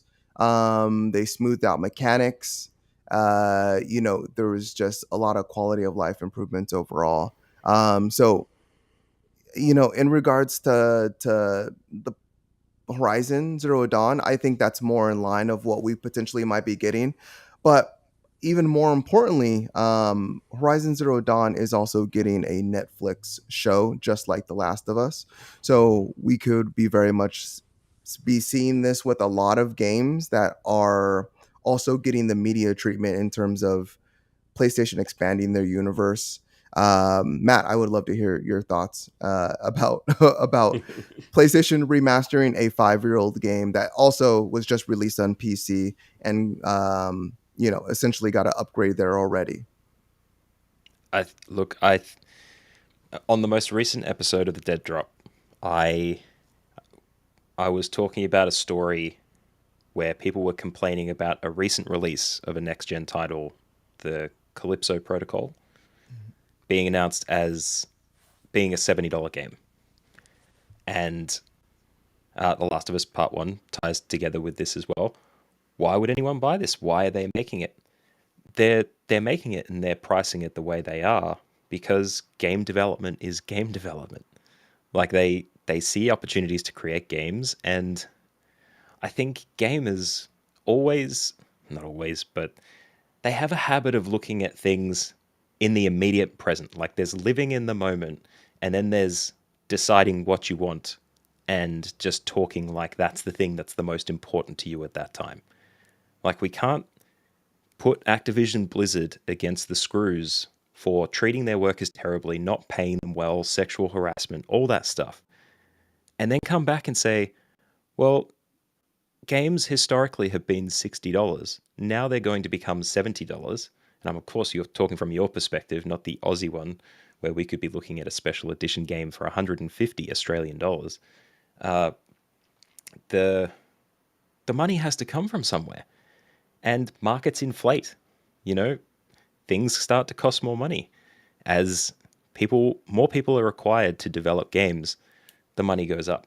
So in terms of the $70 problem, it's kind of a bit different to this one. But them remastering this, I think creating another opportunity to sell the same game with more improvements, importantly accessibility improvements, which have proven to be incredibly important. The Last of Us 2 and Part 1 both benefited from the same accessibility improvements as far as I'm aware. And Sony seems to be flying that flag pretty strongly. So I think there's going to be a set of players out there that couldn't touch Horizon Zero Dawn. And now they'll be able to pick it up and play it because it will have the features they need to be able to get off the ground with it. And I think if that's the target audience, absolutely they should do a remaster or a remake or whatever it's going to be. I think if there's a lot of controversy around gamers in the market trying to complain enough without the opportunity to pay for a thing they don't want to try and affect how things happen. Like this is the Call of Duty cycle too, right? You've seen that meme where it's just a circle where Call of Duty players get their game, they play it. There's not a new game fast enough, so they complain about Call of Duty games not being quick and coming out. Then they complain about Call of Duty games being the games they are and terrible. And then those players buy the game again and play it the next year. Like that cycle is constantly happening. And I think gamers have far too short of memories if this is a controversial thing. For some reason, I feel very strongly about this. I don't know why. I think I feel protective of game developers now when they make decisions like this, where they want to make a product and put their hard work into it, but the market is coming back and telling them that they don't want it, but they can't really justify why they don't want it because they don't want to spend more money. Okay, great. We're entering a recession. That's perfectly fine. You don't have to buy it. Very true. And I mean, for the people that are fans, I really appreciate your perspective. I never even thought about it that way before. So yeah, thank you for sharing that. But yeah, for everyone that out there that has already played it, you can now play it on PlayStation 4. You can play it on PlayStation 5, and you can play it on PC. And you can play it for $60. You can go buy it for $5 like on PlayStation 4, or you can buy it full price on PlayStation 5 for $60. So yeah, this game doesn't apply for you. But for all those people that are gonna jump into this Netflix series that's coming up, it's gonna be new for them. They're gonna be exposed to a world that they've never knew about. And then in embracing that world, they're going to, of course, want to know more, and that can open them up into wanting to play the game. So why not have the most accessible and the best option in that beautiful PlayStation 5 box available to them, to where they can get the biggest bang for their buck, and it has all those features that we've got to experience and more. Game, like you said, game development is game development. And so, it does take work to bring these games to a better place. I don't always agree with the price tag, but you're not ripping off a person that's already played this game. You're not ripping off a person that has already had this experience. You've got your money's worth. So what is it to you to complain, to try to get them to lower the price? You're not going to be the person going out and buying the game again. So I'm just very much... you will be. And you might all be. The points you made were that, like 6 months ago, complaining about it existing. Yeah. What happened? What changed? Yeah, for sure. I mean, I definitely see it from both sides. I mean, if you want to put money down on a $70 game that came out 5 years ago, I mean, go right ahead. It's your money. I mean, I'm not gonna tell you how to use it. You know. And they shouldn't be telling other people how to use their money either. Yeah. You know, the markets provide, and the Yeah. consumers consume. Yep. That's Yep. how capitalism works. Yep. Yeah, Absolutely. for sure, definitely. I was kind of hoping this would kind of touch on edge runners a little bit, Oh and yeah, I was how totally going awesome to bring that that is. up. Yeah. But I realize we're running out of podcast runway, and I haven't had a Yeah. chance to talk about it yet. So you can decide whether you'd like to open those gates or not. Well, I will. I'm actually going to skip over it because you are very right. We are running out of time. We have. So good. And watch Edge Runners. If you haven't already, even if you don't like Cyberpunk, I don't care if your tush is burned because of the game in the state that you played at the time. Edge Runners is back to classic anime. Perfect. Give it a look. We have There talked you go. about it in our previous episode with Max, and I totally agree. Yeah. Yep. And yeah, let's go ahead and keep it moving because we're not going to hit our main topic today. Let's just get that out of the way right now. So we're just going to keep on talking about games. We'll hit the release rundown. We'll go through the comments, and we'll wrap this episode. But in regards to our next topic, God of War Ragnarok has gone gold. Uh, Gold. there's not a lot of news right here, but I just wanted to really feel how you guys are feeling about this game actually coming out.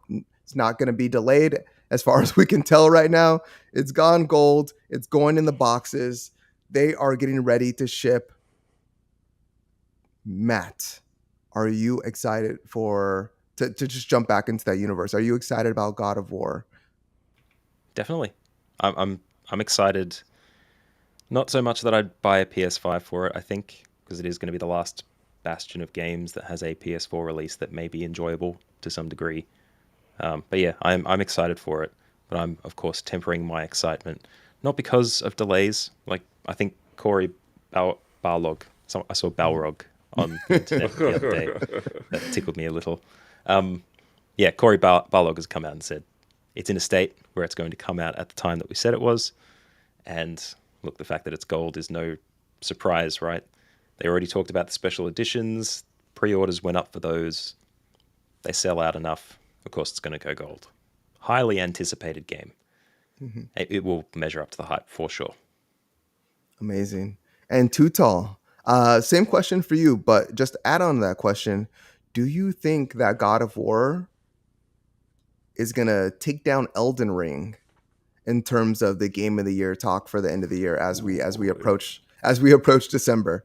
It's gonna be a great conversation. I can't wait till next month and December when we start talking about our games of the year. It's definitely gonna come close. I mean, yeah, it's gonna be between Elden Ring and God of War Ragnarok, in my opinion. And then, am I looking forward to God of War coming out next month? Absolutely. Just it's gonna be another first party game for PlayStation coming out. And the fact that it's gone gold is definitely great. And it's making the developers look good. It's making PlayStation look good.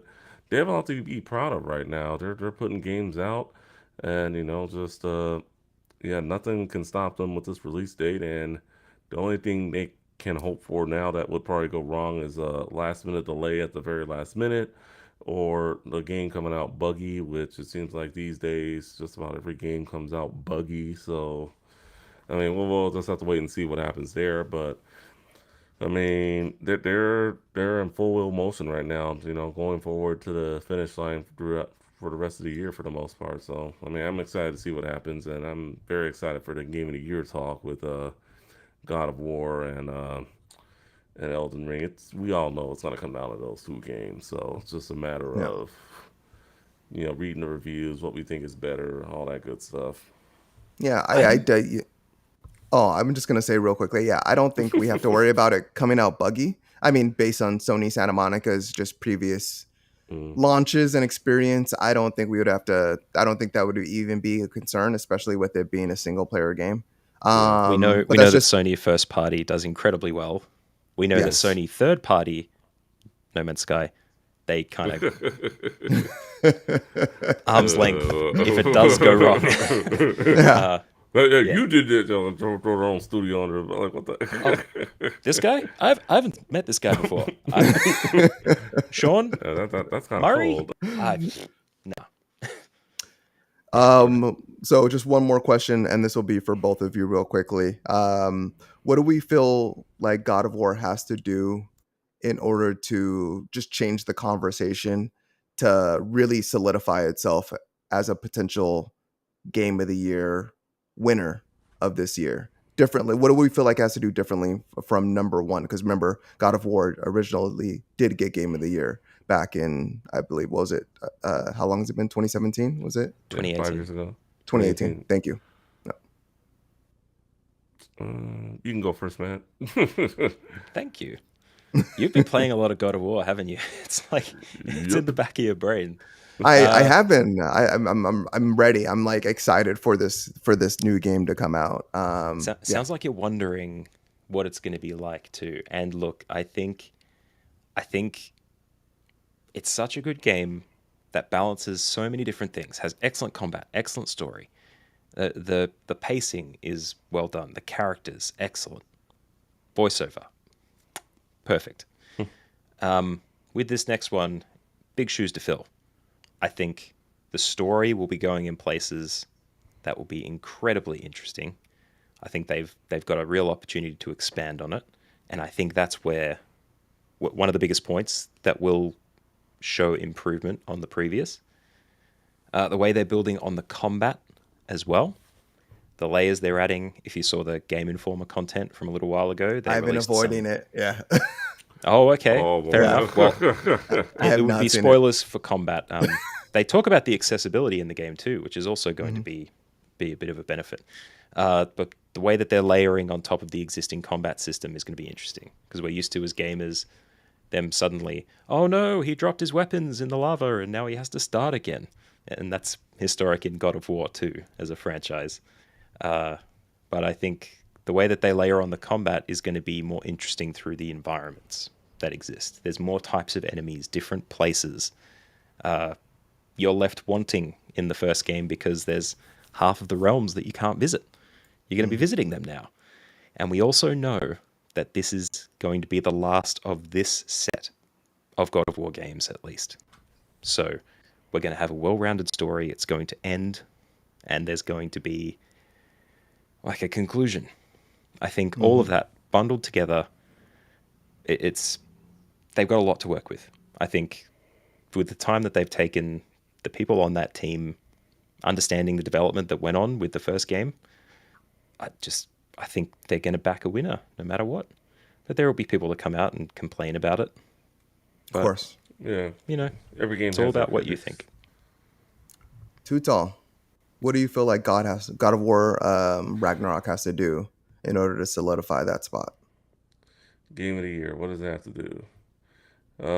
Just just I think it's just gonna really come down to like the combat, the reviews, and just definitely the story. Seeing where it goes and all that good stuff. I'm not gonna lie, it's kind of tough for me to answer this question. It's going to be very, It's very, hard, right? very, very, very close. And we Yeah. you know what, Matt, you know it, I know it. It's going to be very close. I It Oh, I'm sorry. Continue what you're saying. No, no, it may be too close to call that. It may be a tie. Who knows? But No, there's no ties in this game. um, I think for me personally, when I think about what it's gonna have to do, like specifically, if I had to nail down one thing, I think is it has to wrap it up. Like as Matt mentioned, this is going to be a conclusion of sorts of this story, of this part of the series, of this of the you know Vikings mythology or the Norse mythology. So I think in terms of it ending, that conclusion is going to have to be something epic, satisfying. It's going to have to give you that feel, like you're going to have to feel just full. Like you have to just be like, okay, I got everything I want. I got more, and I'm excited to see where this goes next, and maybe even get a hint of where this is going to go in next. But it can't leave you on a cliffhanger. So I think just really wrapping up everything within this series is going to be the big part. And I think if it can't stick the landing, then it's not going to be able to usher that Game of the Year award. It's not going to be able to knock Elden Ring off of people's minds, so to speak. So I think that's going to be the biggest part for me. If they can really just tie it all in and really get it together for just that conclusion, I think everything else is going to be wonderful. The mechanics, the story, the characters. I think all of that is almost foreseen. I think we're going to get all of that. But I think for me, the biggest question mark is just, can they wrap it up so neatly, so wonderfully that you are just jaw dropped at the end and you just set down your controller and you just kind of lay back and just think. I just want that moment where I just like, what the hell just happened? Did that all that just really happen? I want to play the game again to experience that again, to just make sure I really saw and experienced what I just saw. And I think if they can give that moment, I think it's gonna be a shoo-in. Have you finished 2018 yet? No, I have not finished 2018 yet. Yeah, Not spoiling anything, yeah. but you will have that moment. Mm-hmm. You will have it. And you may wonder, how do I get that again? And that could be the thing that has people unsure about Ragnarok. But it will happen again. I think you're right on the money. I think narrative is top. I think if the story closes off well, it's going to be really good. Yeah. That's Also, why we play these single player games. Yeah. Exclusive for this podcast, Finest, we're going to have a chat on a spoiler cast on the Dead Drop about God of War, I reckon. Awesome. I reckon it's burrowed into your brain somewhere, and we need to unpack that somewhere proper. So let's make it happen. He's the man for the job, you know that. Yep. I'll get you to finish it first because it is a spoiler cast. But yeah, I'm gonna drop it down to easy, and I'm just gonna I need to finish a game because I'm gonna pick up God of War day one. Yeah. Excellent. For you. All right. Yeah, day one pickup for me. Let's see, guys. The Cowabunga collection is getting an update. If you look back to episode, God, I don't even know what it was. The media glitch episode. If someone wants to pull up what episode that is, I believe it was like 102. 105, I think. 105. Is that okay. what this one is?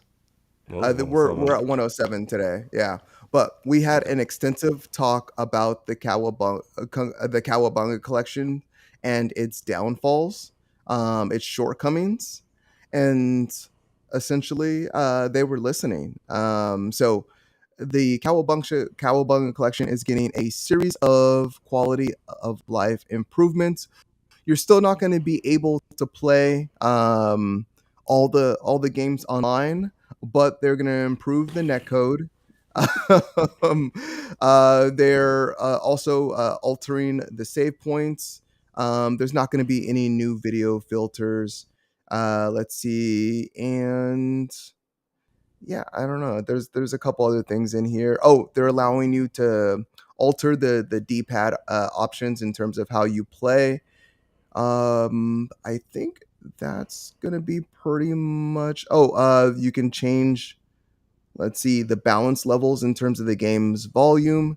Let's see, and if I'm missing anything, you guys could let me know. But Too Tall to you, especially since you were on that episode with Media Glitch. Do we feel like our friends are going to be satisfied by these updates? No. No, I mean it's well, I mean the only thing they're really complaining about is the online. I mean, regardless of what anyone tells me, this is a great collection of games. I mean, I'm not taking that away from Konami and Digital Flips at all, but what they were complaining about, is pretty much just the online, and then just playing a lot of these games, the beat 'em up style ones. You want to play these online. I mean, playing couch co-op is fun, but if I want to play this game with you, Finest, I mean, you live all the way in Arizona, I'm in California. It's like You're not around the block for me. So yeah, hopefully if they can get the online improved to the point, they said that they're going to improve the netcode. Let's see what they can do with that. But I mean, Hmm. I know they would like all the games to be online as would I, just until that happens, we'll see. And then there are a couple other things they can improve too, like the in-game menu music. It's just the same thing. Like let us change it up. Like come on, like just simple things like that. But I mean, otherwise, it's a really good collection. Like especially like the extra features in the Turtles layer. I mean, seeing all that stuff that Konami never released back in the day, pretty incredible. So, like I said, it's a great collection of games. Just they kind of just didn't deliver on what they advertised in terms of the online. So, but I mean, if you're not playing it online, if you don't care about the Yeah. online features, it should be fine for you. Yeah. I mean, They are improving the online. So yeah. if anything, that is something for our friends over at Media Glitch to celebrate about. Let's see. So Matt, I'm gonna actually skip you in terms of that topic, but this next topic. Good, because I don't care. We figured. Well, I'm sending this next one your way, but let's see. The Cult of the Lamb wins big at the Australian Game Developer Awards. Let's see. So essentially, they've already named it their game of the year. Matt, what do you think about this? Did you have opportunity to jump in Cult of the Lamb? Yeah, I finished it to completion and maybe 75% of the game again because it was an it's such a good game. It really is. It's it's also really interesting to hear how they developed it too, which might be why it did do so well at the Agdas. Hmm. But it just gets in there. Like you can't let it go. It's one of those games where you just can't stop playing. You're playing for a bit at like 10 p.m. and then you look at the clock again, it's 4 a.m. You just don't know how the time disappears. But it's an excellent game. But Amazing. to be fair, there's been a lot of good games coming out of Victoria, my state specifically, but also the rest of Australia as well this year. It's been a crazy year for Australian made games. Ridiculous. That's amazing. Let's see. Before we move on, was there any other games that you wanted to notate that like have come out of Australia this year that you just want to highlight for us and our audience? Definitely. Wayward Strand is one that came out a couple of weeks ago. Probably made it to the new release rundown here. That one is set on, I think it's an airship. It's a time-based adventure game where you talk to a bunch of patients as a teenage journalist trying to find out their stories, but you can only find out certain things as time passes and you miss out on other opportunities. So it's very much a branching story style thing. The artwork is excellent. The voice acting in it is brilliant. All Australian voices. So if you're a fan of the Aussie, that's a great one. That I don't think that made the Agdas, unfortunately, Hmm. but that's definitely going to be hitting people's top 10 lists this year, I think. The other one is Wildflowers, which the person that I interviewed for the spoiler cast on the Dead Drop, Kara, one of her good friends is a community manager on the development of Oh. that game. And that's on Switch and PC. Maybe it's on PC. I think it's on phone as well. It's on Hmm. iOS. That one is an exploration of living a lifestyle that's comfortable and chill. There's also a bit of witchy stuff going on in the background there. It's kind of a mixture of Stardew Valley and, a kind of relationship simulator sort of thing. But really good chill vibes. Those are the big three. I can't bring any other ones to mind. One that does deserve a mention, though, that I didn't realize was Australian is Heavenly Bodies, which is an online co-op game where you have to move objects through a space station.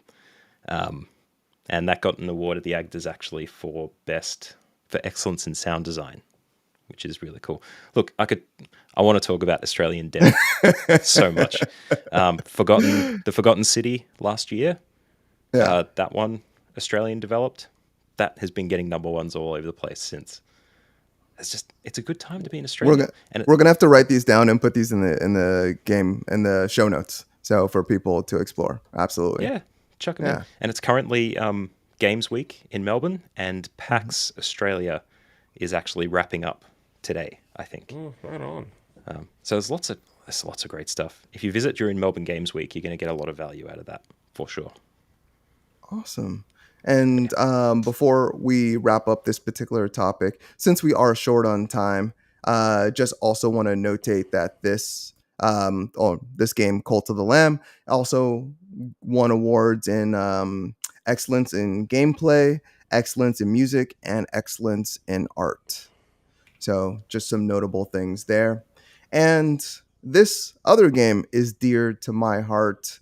Let's see. So Dead Cells receives another massive update. Let's see. So in short, this game has received a ton of quality and of life improvements, but in regards to the specific update, I think the biggest thing is it's now getting a boss rush mode. And yeah, that's absolutely incredible. Other than that, the game's is receiving and introducing more modifiers, more power-ups, new weapons, new skills, new mutations, and you get to customize your own statue. uh how big can this game get? Seriously, there's so I much game in Seems like there. it just keeps getting better and better and they better said every time I they're going to read do about this it. pipeline for they have at least another year's worth of content. So 2023, they're just going to keep on releasing content for it. I mean, I'm just in awe of Motion Twin. Like, yeah, it's great. This game is a game that I could play every day, like right now. Like if I had no other games, I would be fine. If like they just release this game in this date and I could just play it every day. I I'm might glad buy I Dead Souls suggested for the it to you. Switch. I That's a think you great game to But should. play yeah, on the Switch. That's a great game to play on the Switch, and I'm glad I suggested it to you, Finest, because you're looking for something to play. I remember that conversation we had. I said, well, how about Dead Cells? And you just ran with it. I did, and haven't looked back since. It's such a great game. Let's see, what are we at right now? So we're a little over 2 hours. We're gonna go ahead and probably go for another 10-15 minutes if that's okay with you guys. yeah. We can Go ahead. do. Yeah, I Okay. can do 10 more. Yeah, 15 We more. have to talk about the next story. We have to. Can't miss it. we're CD we're Projekt. definitely going to talk about the next story. So CD Projekt Red announces future Witcher and Cyberpunk plans. Yeah, there's a kind of a lot to unpack right here, but I'm going to go ahead and start it out, and then I would love to hear from you, Matt, and then from you, Justin. But CD Projekt Red has announced 5 new projects: a new Witcher game, codename Sirius, by Molasses Flood, who's going to be developing the game. A new Witcher trilogy by CD Projekt Red. A new Witcher game, codename Canis Majoris, by a third party. Um, a new Cyberpunk 2077 game, codename Orion, by CD Projekt Red. They're in their new Boston studio, and an entirely new intellectual property codename Hadar by CD Projekt Red. This is big. We really don't see developers announcing, just multi-year plans. The only company that I can really think of in terms of games that did this was Bungie when they announced Destiny, and they said they were going to release these games, release Destiny content and release Destiny games over a 10-year cycle. Uh, I mean, Matt, really, there's so much to dive into, but please, anything that you're interested here, I'm happy to hear from you. Well, I think we have to address that a lot of, and I will be doing this on the Dead Drop tomorrow as well, address that everybody feels like they're biting off more than they can chew. Like Mm-hmm. everyone thinks they should be burned by their experience with Cyberpunk. They released the trailer in 2012. It took them, what was it, 8 years to come out with a developed game. It came out broken. There were hacks. There's been console stuff been a bad experience. Everyone's been burned, and then they come out with this, and everybody's like, "Well, this is too much. This studio can't even handle one game. Why would they be able to handle 6 games?" But the minutiae here is what we need to look at, and we have to remember these guys are a big studio. They're opening another studio in Boston to work alongside their third-party studio, the Molasses Flood. They're expanding, and they're moving the team into the US to be able to expand further. They're creating. They've postulated that, or not postulated. They've postured, I guess, that it's going to be a new Witcher trilogy in that new series. It's going to be 6 years after the first one of that trilogy releases that they'll be releasing the following 2. Phantom Liberty is the expansion to Cyberpunk that will be coming out on just next-gen stuff shortly. Then they'll have a sequel, which I think commonly it's been talked about that there won't be a sequel to Cyberpunk, because why could there be? That stuff is burned already. I think all of this is them telling the world, we're not done. We're kicking it back up. You guys obviously can't think past 2 years. We've had years and years of development that's been successful. And the whole Edge Runners Cyberpunk kicking up to beat off Steam records of concurrent player counts, simply because there was an anime that unpacked more of the story. They're not done. They are definitely not done. So anyone looking at this and going, I don't know, why did they do this? It's because they need to claw back some of that reputation. They need to tell the market that they are ready, that they are keen to get stuck in there again. They have more projects in the works. Unfortunately, the CEO or one of the co-CEOs has stepped down to take a less executive role in the company. But at the same time, a change in leadership, sometimes it's like a holiday. And, these games are going to come out. It's going to be learned experiences. It's going to be out to a fresh market as well. So I think things are looking great, even if you think they don't look good, just because of the last couple of years. Strong opinions from me. Yeah, Sorry. I love it. I actually, you're like a whole new Matt. I don't even know if I've experienced this, the all the other episodes that you run. So I'm glad that you're bringing it this one, because I don't know when I'll see you again. So keep on laying it on us. Too tall. What do you want to take from this? What do you want to, explain or express to our audience? Well, maybe part of me just thinks that they're biting a little more than what they can chew. But Just that what you but said. Exactly what Matt said. yeah, well, there's 6 games, so it's just like, can they really handle all this? But I mean, I think one of the things I am looking forward to that new Witcher trilogy. That definitely looks pretty amazing. That they're not gonna do not one more Witcher game, but 3 more Witcher games. So if you really think about it, it's what 6 projects. You can add like 2 more. That's like 8 different projects, 8 different games, I guess you could say. Well, I guess Phantom Liberty is an expansion, but yeah, you know what I mean. So, I mean, we'll just have to just wait and see what they do. I mean, look at their timeline on when they'll get all this done. I mean, hopefully they get some more people in those studios, so people aren't waiting as long because Cyberpunk 2077 took years to come out and came out broken after 8 years. Yeah. So it's like I don't know.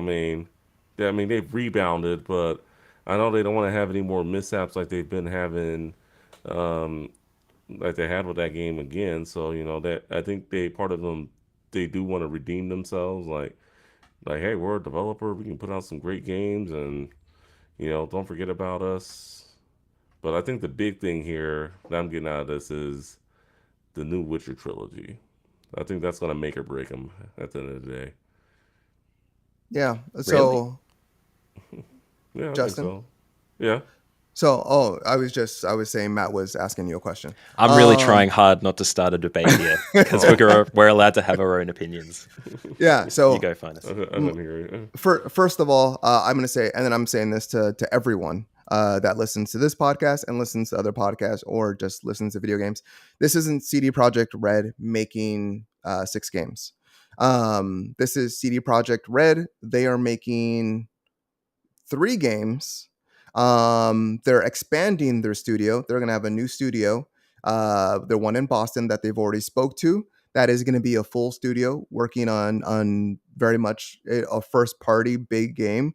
That game is going to have the grandiose of a Cyberpunk or a Witcher, so you could expect that. But they're not there. It's not CD Project Red initial, their original studio working on this. In addition to that, they're having two other studios that are going to work on these games also, that CD Project Red is not working on. As you see here, one is Molasses Flood, and then the other one, the Canis Majoris, is going to be another studio.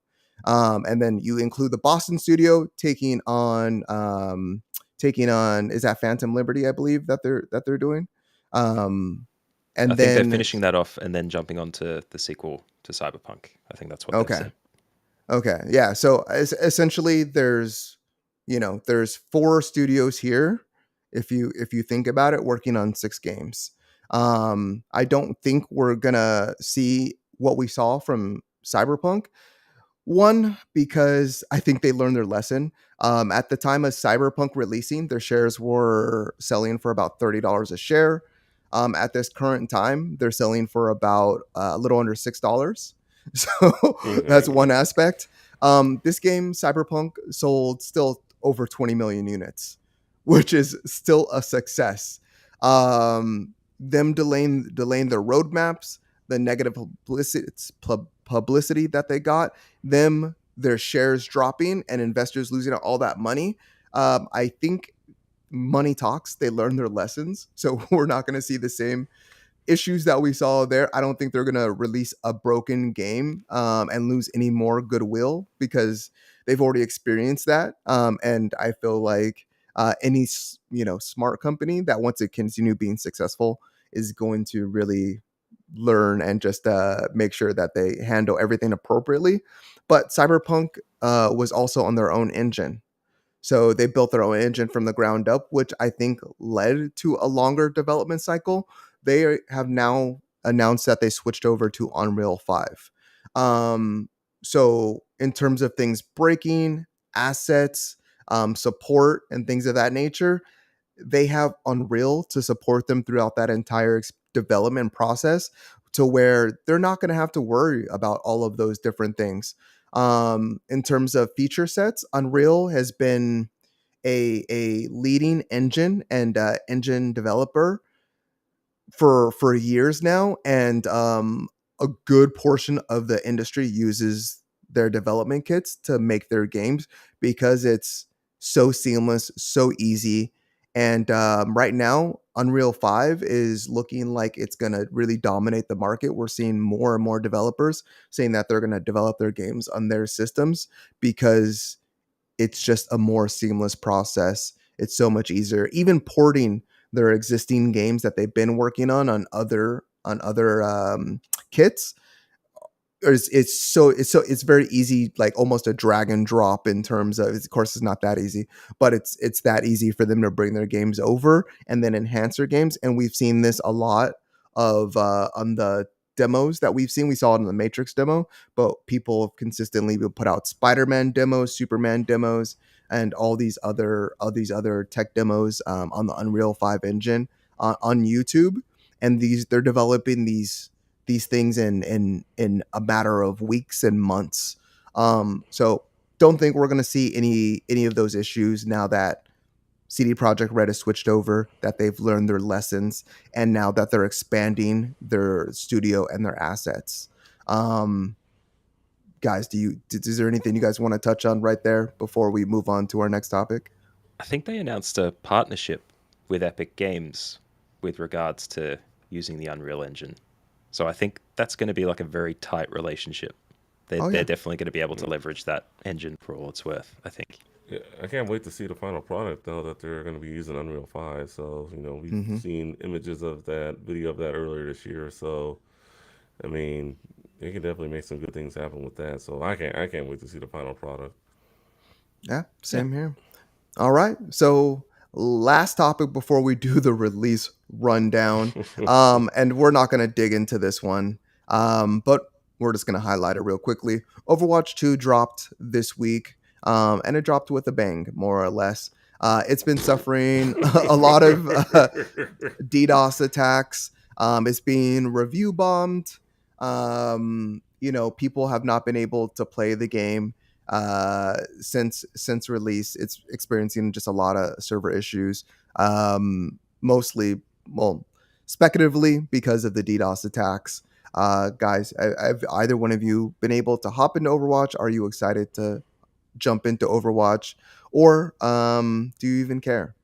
Well, I don't really play Overwatch, but I mean, until they get the issues right with Overwatch 2, is there a way they can open up the Overwatch 1 servers again? Look, I don't think they want to, even if it is a 40,000 person queue to get into a game, which I think at the very peak of those server issues is what it was. One thing that I do know that they have fixed is that they had an SMS protect function in there to stop dummy accounts and people messing with the game by creating smurfing accounts. But that's the technical term, apparently. And people had to have a certain phone number to be able to register the multi-factor authentication and then to be able to play the game. Apparently there was a lot of prepaid numbers that weren't allowed to. So Yeah, this is true. restricted access a bit, and they've apparently fixed that for some people. Yeah, But, to a degree. Yeah. Not too keen on Overwatch 2, to be honest. It's never been my jam, but I'll be keeping an eagle eye on it because Blizzard, I guess. Yeah. Well, yeah, I've never been big on it either. But that said, we're going to go ahead and skip our main topic once again. Maybe we can dig into that another day. We're going to go ahead and do the release rundown. I was going to have Too Tall take it away. Matt, would you be okay reading the release rundown for us today? For sure. I can give it a crack. Amazing. All right. We have Asterigos, Curse of the Stars, coming out on PS5, PS4, and PC on October 11. We have Evil for Xbox Series X and S, Xbox One, and PC, October 11. In Sound Mind, coming out on Switch. No More Heroes 3, PS5, Xbox Series X and S, PS4, Xbox One, and PC, October 11. Lego Brick Tales, all consoles and PC, October 12. Fueled Up, PS5, etc., PC, October 13. The Eternal Cylinder, I believe that's a remaster for next-gen consoles, PS5 and Xbox Series X and S, October 13, as well as The Last Auric Crew, also for next-gen consoles on October 13. Triangle Strategy, coming to PC after being released on Nintendo Switch, October 13 as well. Dragon Ball The Breakers, all consoles and PC, October 14. NHL 23, PS5, Xbox Series X and S, PS4, and Xbox One, October 14. Nickelodeon Kart Races 3 Slime Speedway, if you hadn't got enough of your cars yet. PS5, Xbox Series X and S. Actually, no, all consoles and PC. PGA Tour 2K23, because golf. PS5, Xbox Series X and S, PS4, Xbox One, and PC, October 14, and the much anticipated Scorn. Horrifying Geiger adventure game, Xbox Series X and S, Xbox One, and PC, and I know for a fact Game Pass Day 1. Game Pass Day 1, definitely. Be very interesting. Amazing. Thank you so much for reading through that for us, Matt. I mean, you've already said that you're excited about Scorn. Was there anything else that you were excited for beyond that? I'm very surprised that within 3 days we're going to have like 12,000 games to have a look at. So I'm a bit overwhelmed at the moment. Last week was like nothing coming out, and then this week it's like this, and next week it's probably going to be even more games. So it's like, yeah. I think November will be the interesting month where we as gamers look at our gaming as work and we go, oh man, I need a holiday or something. Yeah, absolutely. Yeah, definitely. All right, my friends. So we're actually going to go ahead and wrap the episode. We're going to skip chat room also. But thank you to Autumn who wrote in today. Thank you to Fresh News 247 who wrote in today. Thank you to Ace Dubs, who also wrote in today. Let's see. And other than that, yeah, we're going to go ahead and wrap the show. Thank you for listening. Please like, subscribe, and comment. And other than that, yeah, I would gonna happy to say goodbye. Thank you for Don't- listening to another When episode you of the Game and comment- Watch podcast. Do not spoil the game for Finus. Keep an eye out for the spoiler cast on the Dead Drop with him and me. We'll talk about God of War. It's coming. I think that's fair. Yeah, absolutely. Do not spoil it for me. I'm gonna get through it pretty quickly from this point on because it's coming out really soon. God of War Ragnarok. So Just put it on easy, man. Brilliant. I am once again. Thank you for watching another episode of the Game and Watch podcast. Have a wonderful rest of your evening, and we'll catch you next week.